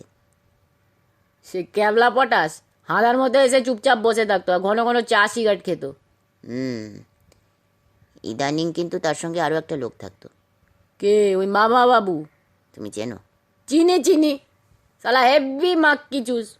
মামা ভাগ্নে এসে চা কেক খেত ভাগ্নের ঘাড় ভেঙে, আর দামের বাইরে একটা আদুলিও বেশি দিত না। ওদের মধ্যে একদিন নাকি বেশ কথা কাটাকাটি হয়েছিল। হ্যাঁ জানি তো, আর সেই দিনই তো লোকটা কচু কাটা হয়ে গেল। সামান্য অবাক হয়ে তাতন জিজ্ঞাসা করল, তুমি জানলে কি করে লোকটা কচুকাটা হয়ে গেছে? আরে দাদা, তার পরদিনই তো পাড়ায় হইচই, সবাই বলছিল মামা বাবু খুন হয়ে গেছে। তবে এমন একটা কিছু হবে সেটা আমার মনে হয়েছিল। সে কি, তোমার মনে হয়েছিল মামা বাবু খুন হবে? না, ঠিক যে মামা বাবুই খুন হবে তা নয়, ভাগ্নে বাবুও হতে পারত। কি করে বুঝলে কেউ একজন খুন হবে? কপালের ওপর ঝাঁপিয়ে পড়া চুলগুলো পিছনে ঠেলে দিতে দিতে ছেলেটা বলল, সব কথা ঠিক মতো শুনিনি, দোকানে আরও খদ্দের ছিল তো, কিন্তু একটা কথা খুব মনে স্ট্রাইক করেছিল। কি কথা? ভাগ্নেবাবু বলছিল, মামু আমি জানি কে আমার মাকে মাটিতে পুঁতে দিয়েছিল, আমার হাত থেকে আর কিন্তু নিস্তার নেই। তাই নাকি? তার উত্তরে সমীর দত্ত কি বলেছিল? আর চোখে একবার তাকিয়ে নিয়ে বলেছিল, ভালোই তো, চেষ্টা করতে পারিস, তবে খুব সাবধানে, কারণ তুই যার কথা ভাবছিস সেও খুব ডেঞ্জারাস। আর? আর কিছু শুনিনি, অন্য লোক চা চাইছিল বলে চলে গিয়েছিলুম। তাতন গুম খেয়ে চুপ হয়ে রইল। ছেলেটা তাগাদা দিল, বাবু আর কিছু জানার আছে? আচ্ছা, তোমার ওই ভাগ্নে বাবুটি কি ল্যাটা? অত তো খেয়াল করিনি। পকেট থেকে একটা 100 টাকার নোট বার করে ছেলেটার হাতে গুঁজে দিতে দিতে তাতন বলল, এতে নিশ্চয়ই তোমার সময় নষ্ট করার দামটা উঠে যাবে। কি বলেন বাবু? বলে ছুঁ মেরে টাকাটা পকেটস্থ করেই দোকানে চলে গেল। ফেরার পথে বোম্বা জিজ্ঞাসা করল, 120 টাকায় কিছু কাজ হলো? আমি তো খুনিকে চিনে ফেলেছি। এখন চল, তাড়াতাড়ি বাড়ি চল, আর দেরি করার সময় নেই। বাড়ি ফিরে সিঁড়িতে না উঠে ও সোজা চলে গেল অসীমের ঘরের দিকে। আগের মতোই বন্ধ। শুভ্র বলল, ও কি সর্বদাই ঘরের দরজা বন্ধ করে রাখে? আমি তো প্রায়ই দেখি। শুভ্রর কথার কোনো উত্তর না দিয়ে তাতন দরজায় ধাক্কা দিল। ভেতর থেকে বন্ধ। বেশ কয়েকবার ধাক্কা এবং ডাকাডাকির পরও যখন দরজা খুলল না, তাতন বিড়বিড় করল, দরজাটা বোধহয় ভাঙতে হবে। শিগগিরি। এত মজবুত দরজা ভাঙবে কি? মেসমশাই রাগ করবেন তো? উপায় নেই রে, ভাঙতে হবে, আর এখনই।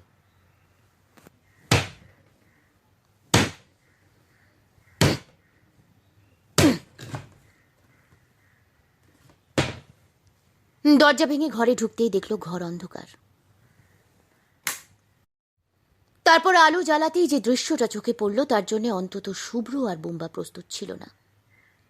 কেবল তাতন পাখা থেকে ঝুলন্ত অসীমের দেহটার দিকে তাকিয়ে থাকতে থাকতে বলল, আমার আর একটু সজাগ থাকা উচিত ছিল, তাহলে হয়তো। কি বলছিস তাতন? হ্যাঁ রে, সেদিনও যে জায়গায় এসে থেমে গিয়েছিল তখনই আমার অনেক কিছু বুঝে নেওয়া উচিত ছিল। বাট ওর শেষ জবানবন্দিটা কোথায়? আমায় বলেছিল চলে যাবার আগে সব জানিয়ে যাবে। বেশি খুঁজতে হলো না। অসীমের মাথার বালিশের নিচেই পাওয়া গেল তাতনের উদ্দেশ্যে লেখা একটা চিঠি। তাতন ভাই, আর কেউ পারুক না পারুক, একদিন নিশ্চয়ই তোমার কাছে ধরা পড়ে যেতাম। আমার হাইট 5'10", আমি সব কাজকর্ম করি বাঁ হাত দিয়ে, আমার জুতোর সাইজ 8 নম্বর। একটু খোঁজাখুঁজি করলে আমার সুটকেসের মধ্যে পাবে রক্তমাখা জামা প্যান্ট আর এক জোড়া চপ্পল। চপ্পলটা কাদা মাখামাখি হয়ে গেছে, ধোঁয়ার মতো কোনো সুযোগ পাইনি। আর পাবে 1015-র কিছু কম টাকা। হ্যাঁ, আমি আমার মামাকে খুন করেছি।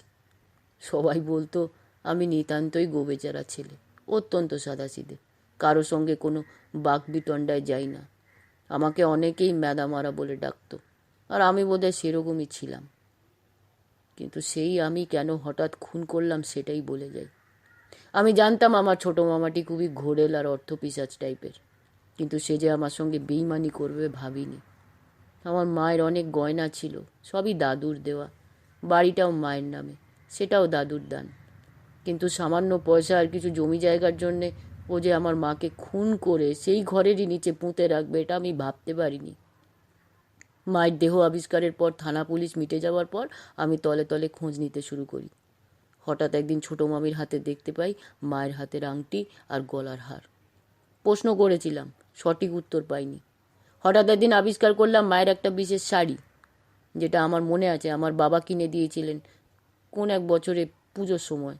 বেশ দামি শাড়ি। ছোটো মামির বড় মেয়েটা সেই শাড়িটা পরেই তার বন্ধুর বাড়ি বিয়ের নেমন্তন্ন খেতে যাচ্ছিল। তখনই সব কিছু প্রকাশ হয়ে পড়েছিল। তারপর মামাই একদিন এসে বলেছিল কলকাতার ঘরটা ফালতু একজন ভোগ করে চলেছে, ওটার একটা ব্যবস্থা করতে পারলে নগদ বেশ কিছু টাকা হাতে আসবে। এর পরের ঘটনা তো তুমি সবই জানো। জীবন মাইতির কাছ থেকে বেশ কিছু টাকা নিয়ে গুন্ডা দিয়ে আমার প্রায় অসহায় দাদাকে জোর জুলুম করে উচ্ছেদ করে। দাদার অসহায় অবস্থার কথা চিন্তা করে আমি ডেকে এনেছিলাম। আমি চাইনি ওকে নির্দয়ের মতো ঘর থেকে তাড়িয়ে দিতে, অন্তত ওকে কিছুদিনের জন্য সময় দেওয়া উচিত ছিল। সত্যি আমি খুব অনুতপ্ত। দাদাও আমার মতো প্রায় নিষ্কর্মা জীবন কাটাতে ভালোবাসতো। আমার অনেক টাকাই দাদার জন্য খরচ হয়েছে। স্বীকার করতে আজ আর কোনো দ্বিধা নেই, দাদার সঙ্গে একসঙ্গে বসে আমরা মদ খেতাম। কিন্তু সে তো আমার ইচ্ছেতেই খরচ করেছি তাতন ভাই। কিন্তু ছোটো মামার মতো তো সে আমায় ঠকায়নি। আমার সুটকেসে যে 15,000-এর মতো টাকা পাবে, সেটা ছোটো মামা আমার হাতে দিয়ে বলেছিল জীবন মাইতি নাকি ওইটুকুই দিয়েছে, বাকিটা পরে দেবে। কিন্তু অতি চালাকের গলায় অধিকাংশ ক্ষেত্রেই দড়ি পড়ে যায়। ওর বোঝা উচিত ছিল প্রায় শূন্য হাতে ও আমার সঙ্গে কলকাতায় এসেছিল, কিন্তু গুন্ডা লাগাতে গেলে তো টাকার দরকার হয়। সে টাকা ও পেল কোত্থেকে? জীবন মাইতির কাছ থেকে সাকুল্যে পাওয়া 15,000 টাকার সবটাই যদি আমার হাতে তুলে দেয়, তাহলে গুন্ডাদের টাকা সে দেবে কোত্থেকে? যে কদিন কলকাতায় ছিলাম হোটেলে খেতাম, দাম মেটাতো ছোটো মামা, পেতো কোত্থেকে? ছোটো মামার অসাক্ষাতে একটা ভুজালি কিনেছিলাম, সেটা সর্বদাই নিজের কাছে রেখে দিতাম, কিন্তু কিছুতেই সুযোগ পাচ্ছিলাম না জঞ্জালটাকে পৃথিবী থেকে সরিয়ে দেবার। ঘর খালি হয়ে যাওয়ার পর চাবিটা জীবন মাইতির হাতে তুলে দেবার পর ঠিক হলো মামা ভাগ্নে দেশের বাড়িতে ফিরে যাবার এটাই শেষ মৌকা। মামাকে বললাম দেশে ফেরার আগে চলো একদিন কালীঘাটে পুজো দিয়ে যাই। মামারও আপত্তি ছিল না, চলে গেলাম। তারপর দুজনে কালীঘাটের মজা গঙ্গার পাশ দিয়ে হাঁটা। প্রস্তাবটা আমারই ছিল। মামাকে বলতে মামা প্রথমে একটু দোনোমনো করেছিল। আমি বলেছিলাম আর তো কোনো দিন আসা হবে না, চলো একটু গঙ্গার জল মাথায় ঠেকিয়ে নিই। তারপর না, আমার কোনো কষ্ট হয়নি। মামাকে শেষ করে দিতে আমার হাত একটুও কাঁপেনি। মায়ের খুনিকে মারতে আমার বিন্দু বিসর্গ দুঃখ ছিল না। কিন্তু আমারও আর বাঁচার ইচ্ছে নেই তাতন ভাই। কার জন্যেই বা বাঁচবো বলো?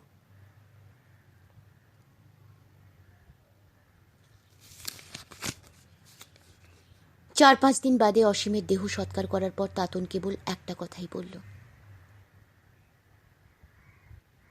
জানিস শুভ্র, জানিস বুম্বা, নীল কাকু একবার বলেছিল একজন নৃশংস খুনির চেয়েও একজন নিরীহ মানুষের রাগ অনেক অনেক ভয়ঙ্কর কাজ করে ফেলতে পারে। অসীম বোধহয় তারই জ্বলন্ত উদাহরণ। বোম্বা আর শুভ্র চুপ করেই থাকলো। ওদের তো আর কিছু বলার ছিল না। শেষ হলো শ্রী গৌতম রায়ের সৃষ্টি গোয়েন্দা তাতনের গল্প শেয়ানে শেয়ানের দ্বিতীয় তথা অন্তিম পর্ব। নমস্কার।